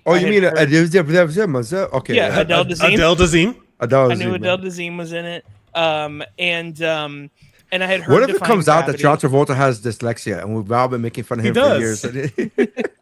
He's also however old he is, and he's got bad eyes, and they're making him read off teleprompters, and none of these actors want to wear reading glasses. Nobody ever thought maybe Adele's name is Adina. Like. But so, yeah, man, I just really like this movie, and this little independent film that nobody saw. Yeah, this little independent movie that definitely didn't cost any money to make. But it's one thing that I will say, because I'm sure everybody's talking about this movie, and this is just another podcast about people talking about Wicked. But I think that one thing that was really great about this movie was that it remembered the whole time that this is a movie. This isn't, we're not putting cameras in front of a musical. This is a movie, and I think so many movie musicals have that issue where they forget that it's a movie. Vis-a-vis Dear Evan Hansen, where we forget, hey, the cameras are 4K and we can see that Ben Platt is 40 years old. You know what I mean? Oh, yeah. Yeah. So, there's an element to this movie that I'm sorry, I didn't mean to cut you off. No, go ahead. Oh, no, I was going to say that there's the whole point of a movie musical is to be we were talking about I don't know if it's on anybody's list, but Amelia Perez, that movie that came out, that movie, has anybody seen anything about it? If you have bad things, it's all of these bad things. So when it got in the Golden Globes, when it got nominated for it won or whatever, it beat Wicked for best movie musical. I hadn't seen anything about it yet, and my wife and I, we were like, well, it's because it's at least original. It's not just why would you make a movie it's just the same as the musical? Why would you need this, right? If you've seen Wicked before, which we both have, and that's something that we forget. Not everybody can go to the theater and see things. I literally was about to say, I was waiting for you to finish your thought, and I was like, because not all of us have a fucking live next to Broadway. We go to what? But that's also the point. The music of a theater based.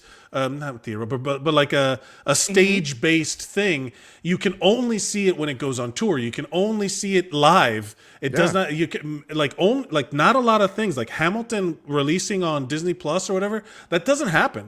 That's a phenomenon. So if you've seen Wicked, or if you've seen even when they made Into the Woods or something like that. That's a version of exposing people to this music for the first time, but it is just a remake. The music is already out there in the world. Right. So, but then Amelia Perez comes out and it is hot garbage. Yeah. It is. I don't think it is. I saw the first song, and I literally was watching it, Amelia Perez, after it got nominated for Golden Globe. So I had heard nothing about it. I didn't know what it was. I didn't even know it was a musical. And then I went to go watch it, and I went to go watch it as I fall asleep. Like, oh, I'll start watching this movie and I'll fall asleep. And then the very first song within the first 5-10 minutes got me so hooked that I was like, oh, I can't really do this. I can't do this movie a disservice. I gotta pay attention. And I just haven't gone back to watch it just because of life gets in the way. But I loved the first 5-10 minutes of that movie. I was like, this shit is awesome. I stopped watching it because I did not want to. I literally said to myself, this deserves more respect than a watching it while I fall asleep type of movie. And so but again, I didn't even know about the hate. I didn't even know about the shit that it was getting on. I didn't know Selena Gomez was even in it. And then Selena Gomez. Right. And then so I had no idea. Like, I have none of this happening to me. Maybe not knowing things going into stuff gives you more of let's just say, not an appreciation, but you can accurately assess it better. Yes, it's not contaminated. Your thoughts, your opinion is not contaminated. It's not tainted. Yeah. Well, Wicked has I have not seen it. I've seen the original play. I've seen the production. Actually, I saw it in Miami before I moved to New York when it was on at the Arts Center years ago, and so, and I'm familiar with it. If you have friends that are musical, every one of them does the fucking, everybody does it. Everybody's got a version. You go to karaoke around any Broadway or theater, musical theater kid, they're going to sing that music from there. And so, I get it. The songs are popular, the movie's popular, but you're saying as a movie, it is very good. Yeah, that makes me interested. That's the thing that a lot of movie musicals forget that they are. They forget that they're movies. And it's like, and there's even the Phantom of the Opera movie. Like, it's so detached from what the actual show is. Like, it's just like, it's not. Yeah, like this. So essentially, you're getting more in the movie, for one, because it's a movie, but also I'm sure you're getting more because they're trying to wring as much juice as they can out of this. Yeah, out of this horse. Because again, it's a part one. Because there's a part it's part two one. Coming. Yeah, exactly. Anyway. And part one is 3 hours. And it's like. And there's still a lot of story to tell. Don't get me so wrong. was Lord of the Rings. Lord of the Rings was also part one, and that was also 3 hours. So The Fellowship was. You're right. But to be fair, Lord of the Rings was 3 books. Wicked is 1. So that's true. Yeah, it's also a derivative work. It's not an original thing. It's based on the Wizard of Oz books that you loved. You loved those books. I love the Wizard of Oz books. The Wizard of Oz books is my favorite books. Is my favorite. Well, the Wizard of Oz itself was my favorite book. The Wizard of Oz series is my favorite book series. But I haven't read all 13 of them. I think there's 13 of them. I haven't read all 13 of them. Oz books. And I don't think they were. And I don't think Wicked was one of those. I don't think Wicked was one of those books. It's a separate. It's a derivative. It's someone else's work. Yeah. Yeah, Wicked is a movie based on a musical, based on a book, based on another movie, based on another book. So it's just like this constant. I'm the dude. I'm the dude with the other dude. Playing the dude. Playing the dude. Like another disguised as another dude. All right. Nery, what's your number 2? My number 2 is another movie that most people have never heard of or watched. It's called Land of Bad. Okay. And I've heard of this actually. It does. It's Liam Hemsworth and Russell Crowe, who might show up later on in the episode. And Land of Bad does an amazing job of showing you. It's a military movie about a drone pilot, which is played by Russell Crowe, but he's piloting the drone that's helping a mission that turns sideways from Liam Hemsworth. Liam Hemsworth is not a field. He's not supposed to be in the field. He is the drone pilot. Like, he controls the drone from his hand, like a tablet. And he just points to hey, I need bombs over here, and then the pilot, which is played by Russell Crowe, goes, okay, whatever, but the mission goes sideways. Then Russell Crowe and Liam Hemsworth have become you become close in these situations where the only contact you have with another human being is on the phone, is on the radio with you. It is fantastic. It is great, action packed, but list? Also story driven, also drama driven. So it does a great combination of being an action movie, but also being a dramatic movie. So it's not just wild explosions. While there is a lot of that, there's also story based and acting based. Like it's Russell Crowe, man. That guy doesn't miss. He's fat, but goddamn, he's a great actor. He does it. He's so good. He's so good. Yeah. I love it. That's funny. People say that about me all the time. Damn it, he's fat, but he's such a good actor. So good. He's undeniable. Undeniable. I'm making. Let's be real. Like we talked about this before in the podcast. Russell Crowe, after he won his Oscar, he's just doing his side quests. Like he's just doing his he's doing all these. We're doing all these movies where it's like you've never heard of. They're not wide releases. He's directing his own shit. He's just doing whatever the fuck he wants, and I love all of it. He's good in all of it. He's good in all of it. Yeah, he's good. It's on the list. I'm making, as we're talking, I'm keeping track of our lists, but I'm also making lists of a thing that, that's a good suggestion. I'm going to watch that. That's interesting to me because that's what a lot of these things do. Like now that the Oscars are coming out, when they announce all of the things, it's like this is just movies to watch. It's just like it adds to the list of suggestions. The same way. Especially for people who haven't seen a lot of movies this year, and then the ones I haven't. No, if you're gonna, like I know I haven't talked about it that much, but I haven't seen that many movies this year. One of which I did see that I loved, and I wish I had seen it in the theater. And actually, now that I'm curious of Dune Part 2. All right, okay. Dune Part 2. I haven't seen it.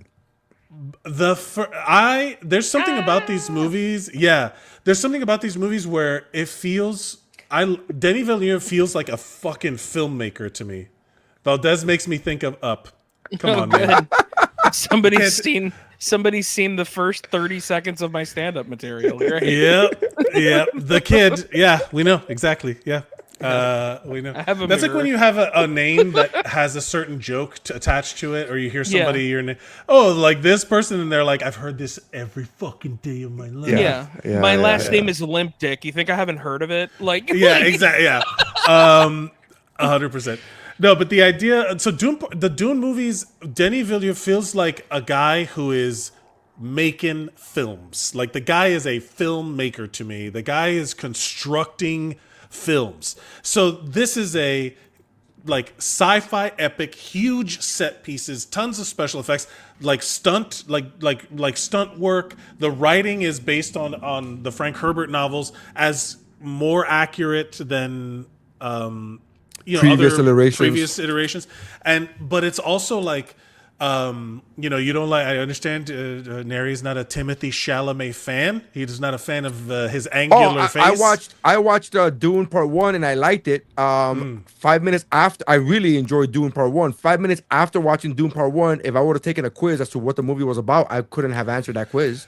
Yeah, which is the reason I didn't watch Dune 2, is because I felt like I have to rewatch Dune 1 because it came out so many years later that I was like, I don't remember. Like people would ask me, "Oh, you gonna watch Dune 2?" I'm like, I don't remember what happened in Dune 1. Like I don't remember. But I remember I liked the movie Dune 1 a lot. I just don't remember, so I didn't watch Dune 2. It's a super in the future Pocahontas story. Like it's a super in the future, like the white savior story. It's Avatar, but it's also like it's done from a perspective of like it's not good to be that white savior guy. Like that is a corrupting influence. Like that's the whole point. That's why like Frank Herbert used all of the Arab and Middle Eastern Arabic names, like the Lisan al-Ghaib, like all of that is directly related to the fact that we see the Middle East as enemies, and we don't want to let them live. We want to be the savior of those people. Tell them how to live. Exactly. So like you're watching Paul Atreides go and be this legendary hero of history that was constructed by another organization because the Bene Gesserit built him, or like has the legend about it. That it's like people are like, yeah, and then meanwhile, like the whole lesson of the story that's going to be part is like, it's not good. This is bad. These are bad. This is a weird thing to be rooting for, and it's going to be like I look forward to seeing Denis Villeneuve's culmination of this story because I trust him with the films that he makes. Like when he did oh god, what's it called? The fucking yeah, we got it. No. You know, talking about the You got this, Mike. I believe in you. There you go, bro. The whatchamacallit. Blade Runner 2049. Yes. Blade Runner 2049. I'm such a dick. I'm trying to you're a rush him fucking because cock. we have 9 minutes left. I'm trying to rush him. I knew the answer, but We I have was like, 9 nah. minutes left. Why? Yeah, because if it's more than 2 hours, I can't repost it to my. So it's a whole thing. We got to keep it under 2 hours. You're We've not, said this before. whatever, man. We're not slaves to these content machines, these algorithms. Learn, you cut it, edit it. Who gives a shit? Yeah, that's exactly what it is. You just add more work to you. Just do it, man. Yeah, It's just, do okay, it. whatever. Did it for years. Let's go. Dune Part 2 is my number 2. I also, not to add time to this, but I'm gonna course. because Well, yeah. I don't give a fuck. Yeah, of course. I would I just want to say these are the movies I started but did not finish. Okay, because they're the You did not finish Dune 2? No. I did not finish. 'Cause I didn't watch that many movies this year. But the ones I didn't finish. There's a movie called Red Right Hand with Orlando Bloom that I did not finish. Never even heard of it. Problemista. Never heard With Julio Torres from SNL. Torres. Ghostbusters Frozen Empire didn't finish. Oof, not good.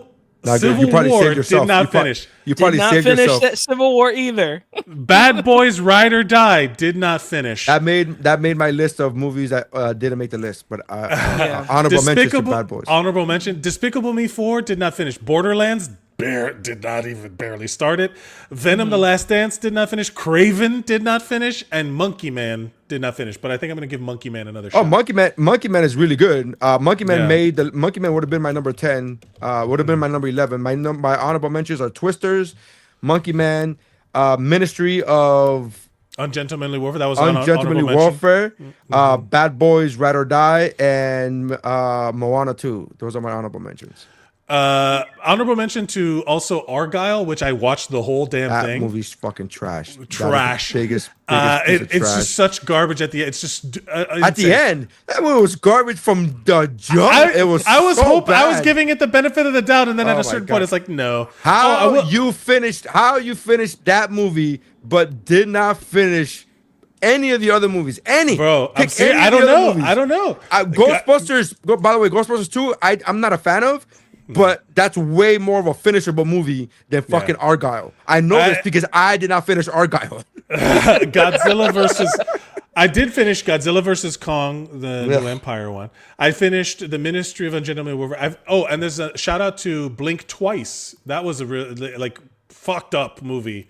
The Super Channing fucked up Tatum movie. Yeah. Yeah, that my wife was watching. I was kind of like watching it with her, and she got to the point where she's like, "I gotta fast forward because it's like it's intense. It's like too much." So finished? Question She mark. could have turned off her headphones, but all right. Yeah. Mike, your number one. Valdez. Before I do my number one, I don't have honorable mentions. I just have the oh my god! I have my review, which it had so much potential. That's my review, which is like this movie had so much potential, but it was such a letdown. Saturday Night. Yes. Oh, I haven't Biggest watched it letdown. yet. Biggest I haven't letdown watched it. possible. Such a good cast, all this stuff. Everybody was completely underutilized. Everybody sucked. It was awful. Yeah. That's a bummer. Unfrosted. How can you make a movie about cereal and the guy that hosts a cereal podcast fucking hates the movie? It's I gotta be ridiculous. honest with you, man. It's not about cereal, it's about Pop-Tarts. Pop-Tarts. It's about Pop-Tarts. No, yeah. I know, but it's Kellogg's, so like still, you know. I gotta be honest with you, Mike. I don't know why that movie was fun, dude. It was just a fun, dumb movie. It was just a silly movie. There's fun. Did you want a elements in it. serious? Did you want a serious Pop-Tart movie? No. I wanted it to be silly, and trust me, there were bits that were really funny. I thought Melissa McCarthy 40% was on very Rotten funny. Tomatoes. I thought Melissa McCarthy was very funny in it, and I liked the little. My specific favorite bit was the Snap Crackle Pop bit. Yes, where they were yes. at the funeral. Yeah. That was the fucking funniest bit of the whole movie. I literally laughed out loud.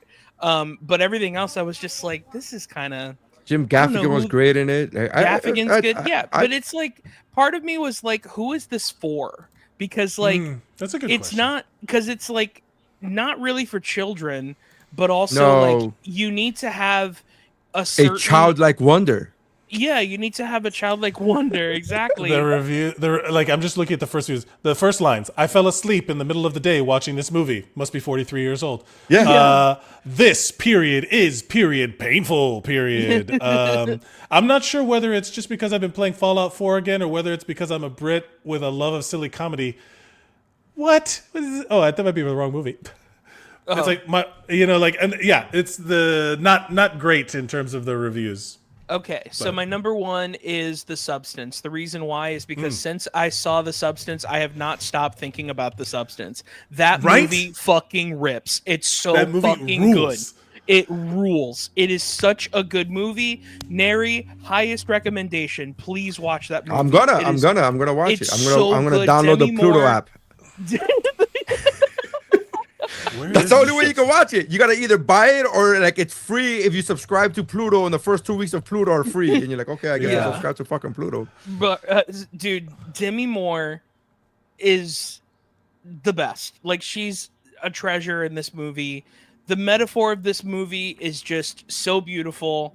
Her acceptance speech was fire, bro. Oh my god. And acceptance it's speech was fire. even more so if you know what the movie's about, because the movie is very much about an aging person, you know. Yeah, it's like Catwoman. Yeah, kind of. Exactly like Catwoman, yeah.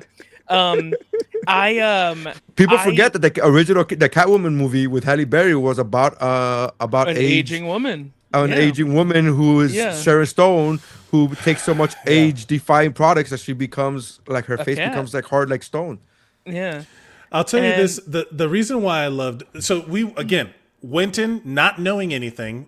Again, watching it with my wife. It's always nice to like. There's certain movies that I have to kind of watch with my wife to really experience. Like, there's a reason. Like, no, this is a thing we have to watch together. Because there's certain things I'll watch alone, but there's something about where you can look at each other and be like, "Are you fucking? What is happening?" This movie. What? Yeah, exactly. Can you believe this? Reenacting it. Yeah. Can you believe this shit? Can you believe it? What? Yeah. This movie raises the stakes so many times where I thought it was going to end, and then it did it like 6 more times. Yeah, you think it's going to end, and it's like, no, this is actually the second part of the movie. This would be a rewarding ending in and of itself. Then it keeps going, and you're like, whoa, now it's super fucked up, but wow, what an ending. Whoa, this is, what the fuck? It is one of those movies that, again, where these people are acting. Yes. There's super cool visual effects. I don't know if it's like real or like how much of it is prop, like actually in camera. The story, a lot of it is very practical looking. Yeah, it looks which super is practical. Super cool. Is super cool. The way that the director shoots the actors, especially the way that she shoots what's his butt from The Parent Trap. Dennis Quaid. The way that she shoots him from Parent Trap. From Parent Trap. That's his go-to Dennis Quaid movie. Is Parent Trap. That's fucking funny.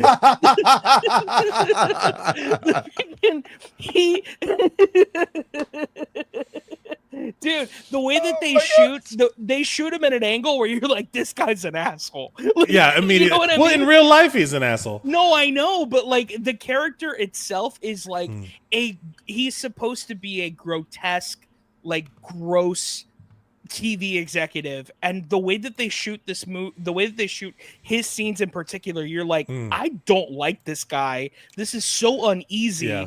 Like, I just don't like this guy at all. He's such a misogynistic pig, and I mean, he always has food in his mouth, and freaking shrimp like coming in like almost on the lens of the screen. You're like, Jesus Christ, like yuck.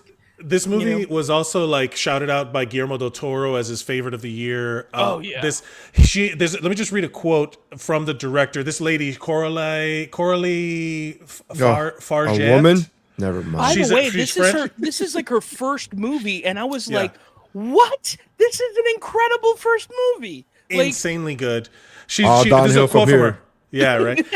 Before the quote, and I you know, I have never dealt with the struggles of a woman in Hollywood. Sure. But as somebody who was, you know, like who was and is like outside the scope of attractive man, you know, like I'm fat, I've been overweight my whole life, you know, like all these things that you your don't eyes really are too close together, you're balding, you have all gray hair, you have double chins. Yeah, man. Wait, what? No, I was talking about I'm sorry. Throwback to previous episode. I know, it's so but there was a lot about it where it was like also getting older with my health, like my physical health, right? Yeah. But and it was I was watching this like just kind of blown away at what she did for what the director did in terms of unflinchingly showing shit, like Yes. from the body, like Demi Moore, like showing her 60-plus-year-old body, Her real body. Yeah. her real body. Like there's just so much of it that was done that was like, this is like statement. Like By it was the way, all. this movie made me feel like such a quote unquote dude. Because every time I've heard a woman talk about this movie, they're like, "Oh my god, I can't believe they're actually showing her naked. They have her pouch. Oh my god!" And I was like, "Hot woman, hot woman, hot the whole woman." time. Mike's like, I can't believe she's so brave. And then you cut to Valdez. Yeah. Brave? I'm like, she's a beautiful woman. What are you talking about? I don't see any of these flaws you're talking about. What are She's you so talking brave about? to show her flawless body. Yeah. I was So then like, they this woman's hot as balls. I don't know what you're talking about, dude. Yeah. Like, The thing is also like the way it's because again they set up the reality, like in those movies where we're supposed to believe Arnold Schwarzenegger is just a good old Midwestern guy who works in a bank. Meanwhile, he's jacked and has the thickest accent and it never gets addressed. This is that kind of thing in Hollywood where we're just like, what? This person is objectively attractive by like more social standards, not Hollywood standards. But it's like having Robbie in Barbie, and she gets sad because she has to be perfect. It's like, yeah, you look. Yes, correct. Nailed it. But Nailed it. So the director, one of the quote that stands out here is, "Before Ozempic, we had amphetamines, but it's always the same violence." yeah. About women and aging in Hollywood. I'm like, fuck, that's a great. One thing that's true about this movie, and you hit the nail right on the head, Mike, was this movie does talk about what you do with yourself, especially with your body right now, you are paying for in the future. Future you is paying for what you're doing for yourself now. No, but you got to respect the balance. I don't want to say anything. Nary, this movie is fantastic. Just watch it, dude. Just watch it. It's so fucking good. Download Flim Flam or whatever it's on. Yeah. Get the 1 week free trial. You gotta watch Flim Flam. Flimflam.net is fantastic. So the movie that I watched yesterday, instead of watching Substance, because it's just to download it, I actually, it's in the family share now because the description was it was so jarring. Was Baby Girl, and which is Nicole yet Kidman. another A24 this is not movie. gonna go well movie. And and it's not gonna go well. It's not gonna go well, but it was actually very surprisingly nobody died. So nobody dies, but nobody dies at A24, but also kind of fucked up. Anyways, that everything you're describing about like a body and appearance and the way society has to see you, these topics were also talked about in Baby Girl, not Baby to Girl, diminish any. I'm just relating to something that I just happened to watch yesterday. But yeah, it's I'm intrigued. I want to watch it. I'll download Flim Flam and get trial. Yeah, great. It's great. It would have been my number one, but I have other things that I cared about a little bit more. But it was one of the most impactful movies of the year. I will say it's been on my mind for the longest. Listen, man, I'm gonna tell you. I'm telling you right now. I think it's the best picture. I think it deserves the best picture nomination. It will not win because it's too good. I wouldn't be mad at it if it won. 100%. I don't think anybody would be mad at that woman if that movie won, or if Demi Moore won. I don't think anybody would be mad. Oh, I want Demi Moore to win so bad, and her acceptance speech be like, "Thank you for the people who made striptease," and like I just want that type of like. Yeah. I want her to go up to Jada Pinkett Smith and be like, "What the fuck is wrong with G.I. Jane 2? Huh? Yeah. What do you mean? Yes. What do you mean? Yes. You would, except that she would have to make that in outside because Jada Pinkett's not being invited back to the Oscars for a while. Yeah. Neri, what is your number one? I think we know exactly what it is. I already know. My number one is a low budget independent film. It was kind of like bring your own lunch to the set kind of movie. No, it's Gladiator 2. I've talked about this movie on my podcast on WUBro already. Very unexpected. I did not want this movie to be made. I only went to watch this movie out of respect for Ridley Scott, who has has over the years become one of my favorite directors of all time. And even the movies that I don't really like of his, I still respect his filmmaking decisions. And Gladiator 2 was fantastic. It tied in Gladiator 1, which again I did not expect. It took place like 25, 30 years. The movie itself, the story takes place 25 years after the original movie. I didn't expect it to tie into the original movie in any which way, shape, or form. And I think the way it did was perfect. I just severely and sincerely like this movie in all aspects. The acting, Denzel Washington was, in my opinion, robbed of Oscar nomination. And even though he was nominated for a Golden Globe, he wasn't nominated for an Oscar. Gave outstanding performance. I thought he was great. So, but I'm not going to harp on more and more about Gladiator 2. No, I feel like anybody who knows me is like, all right, enough of the fucking Gladiator. It's like when when you listen to Paul Casanova and he's like, all right, with the fucking Godfather, Jesus. Yeah. I saw it. I saw it as well, and I loved it.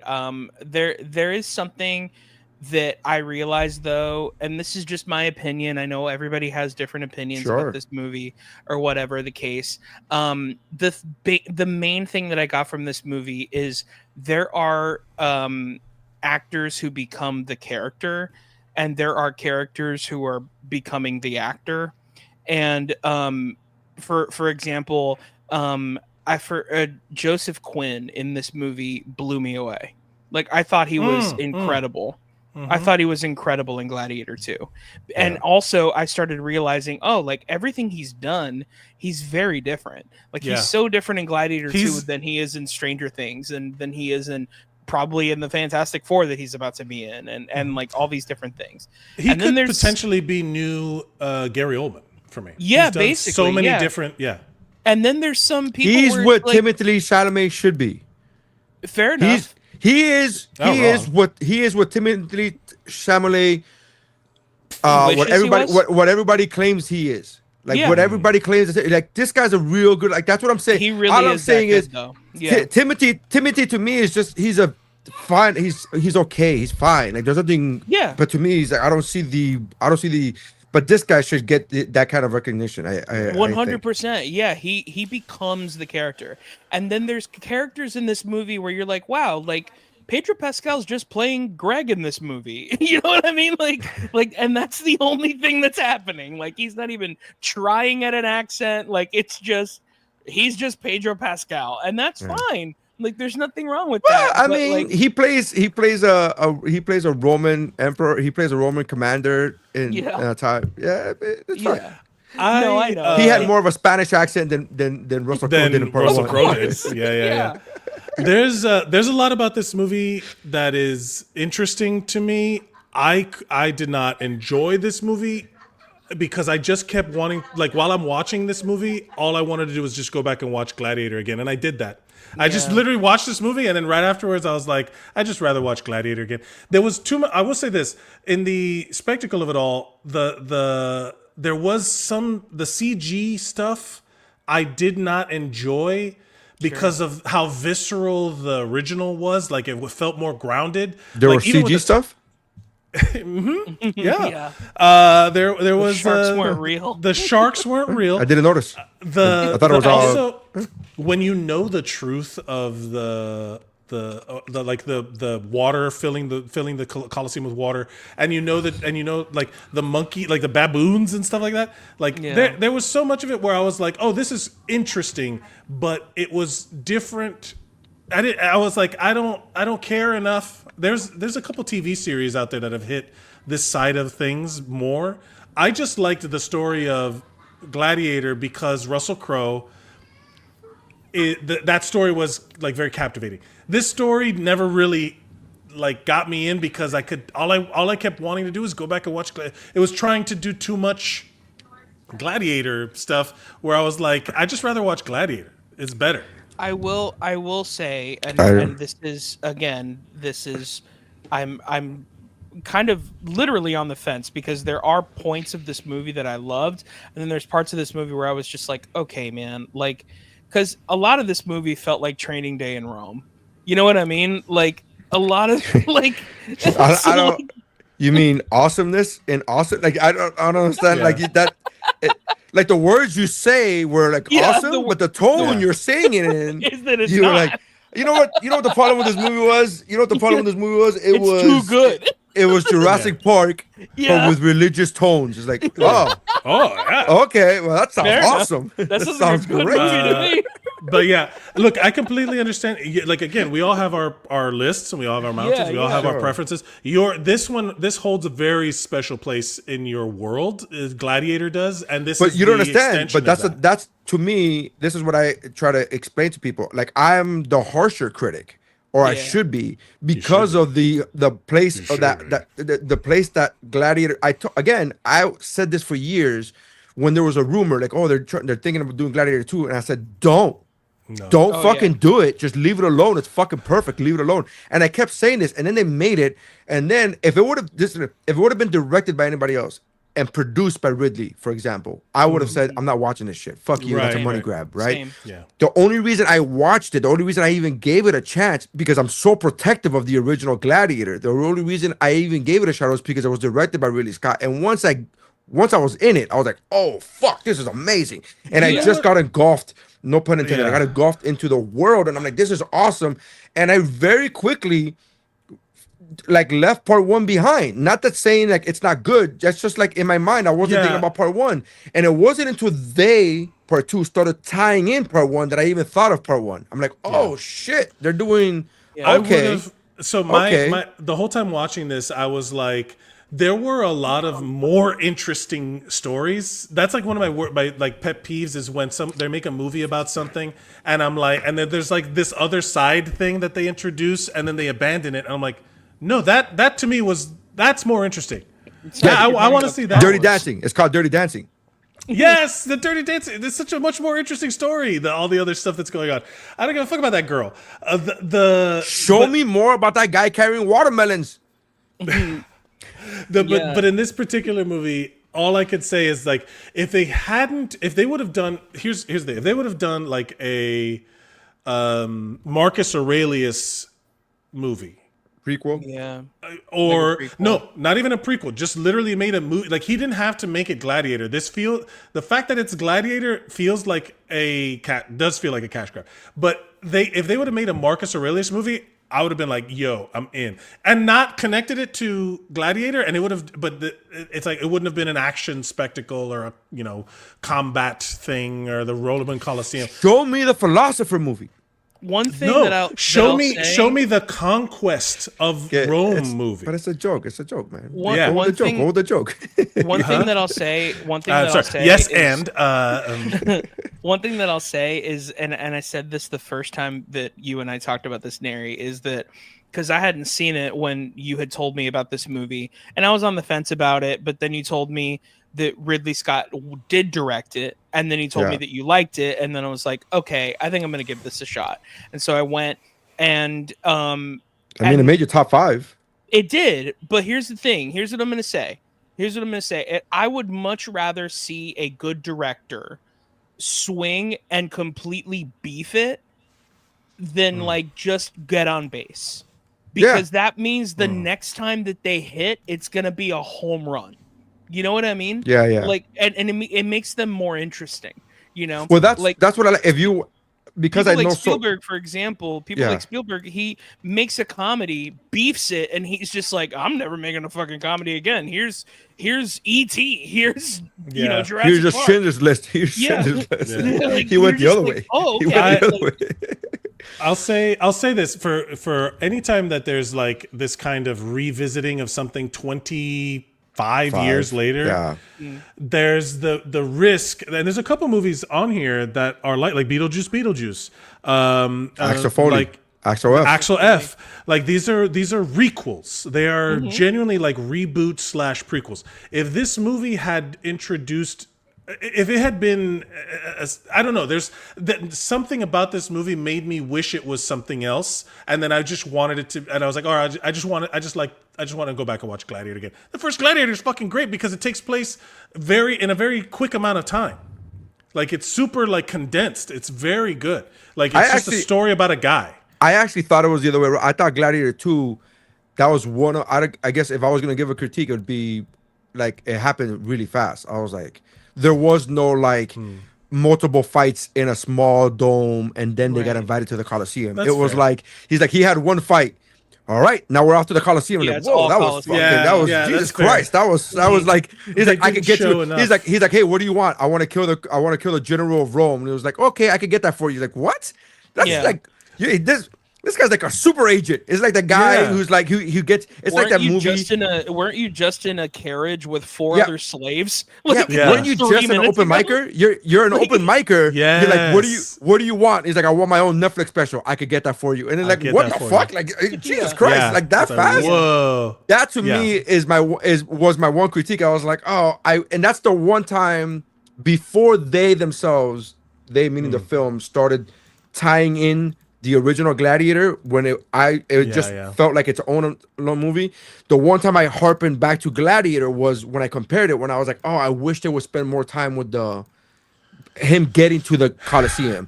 But when you watch the rest of the movie, you realize, because getting to the Coliseum was not the end all. He thought that was going to be the end all, and it's not the end all. The story, the writing before the movie, where they talk about the 2 twin emperors, the death of what happens, that to me would have been super interesting. Like, there's so much, like, I was like, okay, Anyway, the whole point of Gladiator Here's the thing, man. It's Ridley Scott. This is the same thing, the same guy from Aliens. So he could technically go back and do the movie in between the movies, bro. He could. He could do that. If they did a TV series, I'd watch that. I did a limited run 100%. TV series. I'd watch the On shit out of Apple. that. It has to be on Apple because they has to don't be on fuck, because Apple just throws money at everything, bro. Jesus At Christ, everything. so much money. Speaking of throwing money, my number one, which we've tabled already. Somebody mentioned it. Nery mentioned it. I'm gonna just go. Deadpool Wolverine is my number one.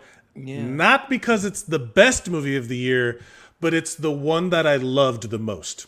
I just enjoyed. Yeah. It felt endgamey to me, like a reward for having been a nerd for 43 years, where I got to see all of this, like, and I think of it, I really hope it is the end of the meta reference movie, even though I know like the multiverse saga is kind of coming. Like, I want them to tie all these multiversal bullshits up.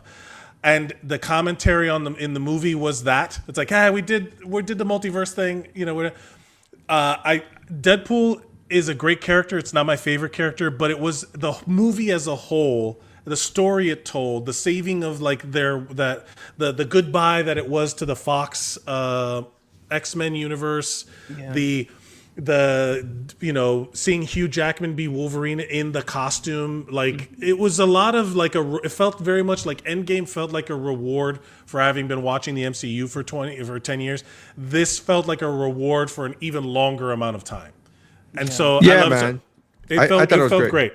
It felt great. There were things that I wish that we would have put in the movie. There were characters that I wish we would have, you know what I mean? Like, but I love all the jokes. I love the Electro jokes. I love the, like, Daredevil, like, he died. Like, no, like, that's all right. It's fine. And it was so good. So I love these little things that it had in it. I wish, and now with the revelation of Nice Pool, of what's happening behind the scenes. But I really, really would have loved if Nice Pool would have been played by Ryan Gosling. Not Ryan Gosling. What's his name? Ryan Gosling. Yeah, Ryan Gosling. Your microphone just. I get the two. Oh, okay. I get the two Ryans confused, but Ryan Gosling. But if it would have been played by him, because all the jokes still would have worked, and like when he goes, "Bro, look at this face." If that would have been Ryan Gosling doing that, I think it would have been smashed through the. I mean, I love the whole movie, man. It was great. The fact that there's another movie that the soundtrack is another character in the movie. Yes. I Like a Prayer. Holy shit, it's so good. Yeah. I mean, it's fantastic, dude. That whole even Bye Bye, like that whole structure of Bye Bye was great. So much of this movie is like it's an example, I think, of you can mix a cash grab with a love of something, right? Like, you can mix those two. Like that's one of my frustrations now when you see a property and you're like, man, this would have been so much better if it had been made by somebody who actually gave a shit. You know what I mean? Like that's exactly what I was gonna say. I was gonna say it's almost like they made it with somebody who actually gave a shit about it. And the fact that everybody this kind of has the Channing Tatum inside baseball. Channing Tatum talked like the whole Hollywood not giving a shot to people like different the fact that Logan is still one of my favorite movies. I think it's one of it's an incredibly well acted movie. It should have been nominated for an Oscar for best picture, best actor, best supporting actor for Patrick Stewart. Agreed. And they took a moment in this movie to show reverence and then immediately show irreverence. I'm like, yes, Daphne Keane comes back as X-23 and does like a loving tribute to the character she lost, and even now this is a different version of Wolverine. So much of it was great. I love it. Wasn't that I'm saying there's flaws, but it was my I loved it. It made me feel it was my favorite cinematic experience of the year. It was the excitement. My wife was even she didn't get all the references because she hasn't been a nerd for as long as I have, but she was watching me watch the movie, and she was like, oh my God, I could see the joy on your face. And I'm like, yeah. You know what a huge compliment that my wife paid me is that we watched it separately because life and whatever. Mm-hmm. So when she watched it, and she watched it a day after I did, but she was watching it, she was live texting me as she was watching it. And one of my favorite, and it's not a look at me Louie, it's just I feel very happy that I got to help her, because she texted me, she was like, thank you for forcing me to watch all these movies in the last 15 years. And because this movie, and again, this wasn't a compliment to me. It was I'm so glad that she got to enjoy this movie. That's why it's not look at me, I showed her all these movies. I'm so glad that she got to enjoy this movie as much as she did because of me forcing her to watch all. You know what I mean? She got all the references. She understood all the references. And to her, that was she literally is man, thank you for forcing me to, because I learned. And she watched it with some of her friends, and her friends are oh, I don't get that reference. And my wife became the nerd that was you. Yeah. So when we just to tie it all back to in theater experiences, Deadpool Wolverine is what I love about in theater experiences and why you need 100%. To go to the theater. Because you will not have a Wesley Snipes moment if you're watching it at home. You won't. You will, but you're not gonna feel an entire crowd of people go, "Holy shit, it's him!" Yeah. The eruption. You know what I mean? Not even scream, but just people. There was a moment when all of these people started coming out that everyone was just like, "What? Yes. What?" It was this. It was pretty impressive. Pretty impressive to be able to still get that from people. The movie is a giant nerdgasm. It's so a giant nerdgasm. I watched this movie in Europe. I was in Ireland, and I had just finished losing at the game show that I was on. Okay. The rule in the game show is once you lose, you immediately get kicked off the set. You're gone. They literally, you bring your luggage with you every single day because that may be the last day that you're there, right? And they kick you off, whatever. I got kicked off of the show. I lost. I don't want to say get kicked off, but I lost on the game show. As I'm walking off stage, because you're in the same building for hours on hour. I don't even know what time of day it is. I go, hey, what time is it? And they go, it's 1 o'clock. And I go, oh, I have time. They literally ask me, how are you feeling? Are you okay? Because they want to get your mental. I have time. And I said, oh, I get to go watch Deadpool and Wolverine. That was my response to losing $250,000 is I have enough time to go watch Deadpool and Wolverine. Yeah. Because it was the day after it came out, and I did not want to wait a weekend to, all the spoilers or whatever. But it was great, man. It was great. The producers cut. Can we do that again? Listen, Nery, can you cry a little bit when we ask you? We need you to I need you to remember how much money you lost. Yeah. You know what? Just pretend that it's 8 o'clock and you don't have time to go to the movie theater anymore. I don't want to with my wife. But yeah, I will agree. There's a lot of these movies that I saw in theaters. Most of these movies I saw in theaters. Fall Guy I saw in theaters. That was a good time in the movie theater.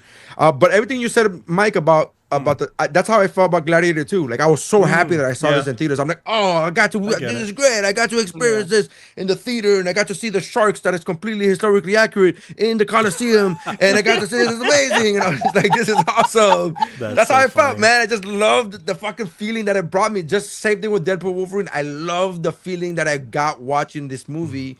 Yeah. And I'm so happy that I got to watch it in movie theaters. There's certain movies that I didn't get to watch in movie theaters, like Alien Romulus. I didn't get to watch that one, and I wish I would have. But again, man, the movie theater experience is just great. So of all of the movies, in no particular Twisters, order. by the way, Twisters it got beat out by Heretic that I just watched this morning. Twisters is another phenomenal movie theater experience. Yeah, movie that's theater a, that's a, experience. yeah, that that's a sounds movie fun. theater blockbuster movie for sure. Yeah. Yeah. I'm trying to see. I'm looking at all of our selections. Number one, the only one that was on all three of our lists was Heretic, so that's number one. Number two, I think of the highest average of that, it showed up on two of our lists, mine and Valdez's, was The Substance. Yeah. Gladiator 2, I think, is the highest average after that. And then The Fall Guy, which was on mine and Nery's list. Well, Deadpool Wolverine made all three of our lists, right? Yeah, Deadpool Wolverine was all three of us. Oh, okay. So then I think that, but technically it's below Heretic. So the top 5 of 2024, according to the WUBro podcast, we are going to say, let's say, number 5 is The Fall Guy. Number 4, Gladiator 2.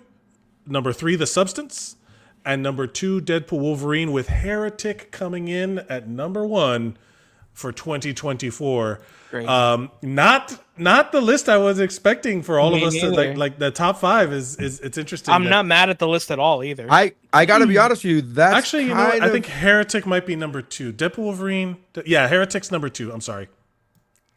Yeah, sorry, I'm doing the that's math. kind of the way I saw this. Like I made my list because I watched a shit ton of movies this year. I finished most of them, and I just love watching movies. But I really wanted to make it a point this year to include smaller independent movies or whatever, which is why I included Sweet Dreams and I included Knox Goes Away. But I really thought that top 5, if you had to give me, after seeing Heretic, I'm telling you, I was watching Heretic and I was like, Mike is gonna love this movie. Mike will love this movie. I did. It was great. I was like, I saw Conclave last week and I was like, Mike will love this movie.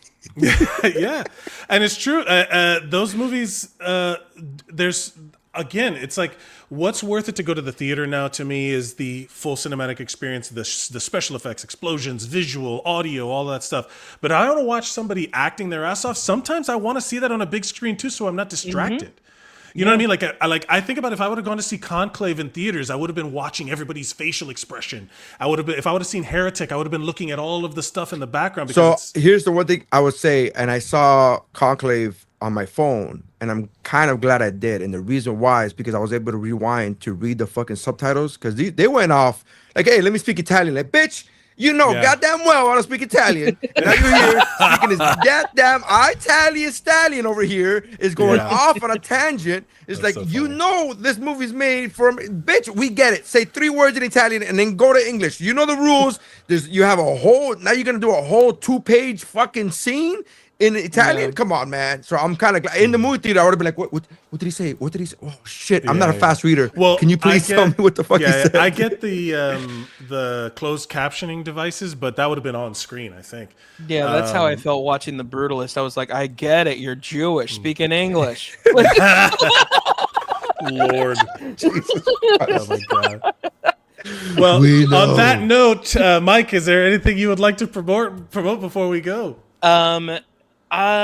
Just go to my website, thekidfromup.com, and other than that, I have some shows that I'm doing. I have an improv show coming up next. What's up? Oh yeah, No, it's just literally the reference. Yeah. Oh, okay. But his website is literally thekidfromup.com. It's thekidfromup.com. Yeah. my mirror works. I know what I look like. And so I'm self-aware, motherfucker. yeah. I have an improv show coming up on Friday. If you're listening to this, the day it's coming out, it'll be this Friday, the 7th of February. And I have a Don't Tell comedy show at the end of the month as well in You're not supposed Fort to Lauderdale. tell. Not supposed to tell anybody, but yeah, if you're listening to this, you deserve to know. And yeah, there you go. Fantastic. I'd like to promote check out Zeros on Heroes Collateral Benefit, Zeros on Heroes, which I do with Will Watkins, where we're talking about fitness, getting in shape, but as all-encompassingly improving aspects of your life, and in some ways you weren't even prepared for. So you improve one area, it will collaterally benefit another area, and that you can check that out at Zeros on Heroes. The substance. Like the substance. Yeah, because we should talk about that on that podcast. Yeah. Nary, Have what me you on. got? I'll talk about it. I got a show at the Dania Improv on February 23rd. It's called Nery and So Carlos excited for that show. Unscripted. Nery and Carlos Unscripted, where Carlos Hernandez and me are gonna do. He's gonna do his stand up. I'm gonna do my stand up, and then we're both gonna get on the stage with microphones and do it improv with the crowd, answer some questions. We're gonna have a preset questionnaire that we're gonna do a QR code to, and shit like what's the worst date you've ever been on, stuff like that. And then we could pull you guys up on stage, and then it's gonna be a lot of fun. So it's my first time venturing into this kind of show, so I'm a little nervous. But do me a favor, check it out, DaniaImprov.com. Get your tickets. Just don't say anything horribly racist or February misogynistic. 23rd. It doesn't matter apparently anymore. It doesn't matter. It doesn't matter anymore. I'll say this, man. I know you might be a little nervous because it's something a little like that you're not used to, and really nervousness is just excitement, Oh no, that's like, exactly it. That's exactly it. But You're bro, good. you are going to annihilate at that format. I can't wait to watch it. It's gonna Thanks, be man. awesome. Yeah, I'm looking Super forward fun. to it. I'm looking forward to it. So ticket links are in the chat. You can check the chat on all the platforms. It's there. Links to Mike Valdez's Linktree, or where the kid from Up goes. That's that. And you can follow us at WUBro Pod on all social media platforms. Hang out, watch some movies. We're going to be doing this every week, so please subscribe, and we'll be notified when we go on online. Yeah. And also check us out, YouTube, Facebook. Check us out. We're on Blue Sky now, and you can get the audio podcast on all the audio platforms where you listen to podcasts. Thank you, everybody, for watching and joining us. Neri, take us out. that's how winning is done. That is how winning is done.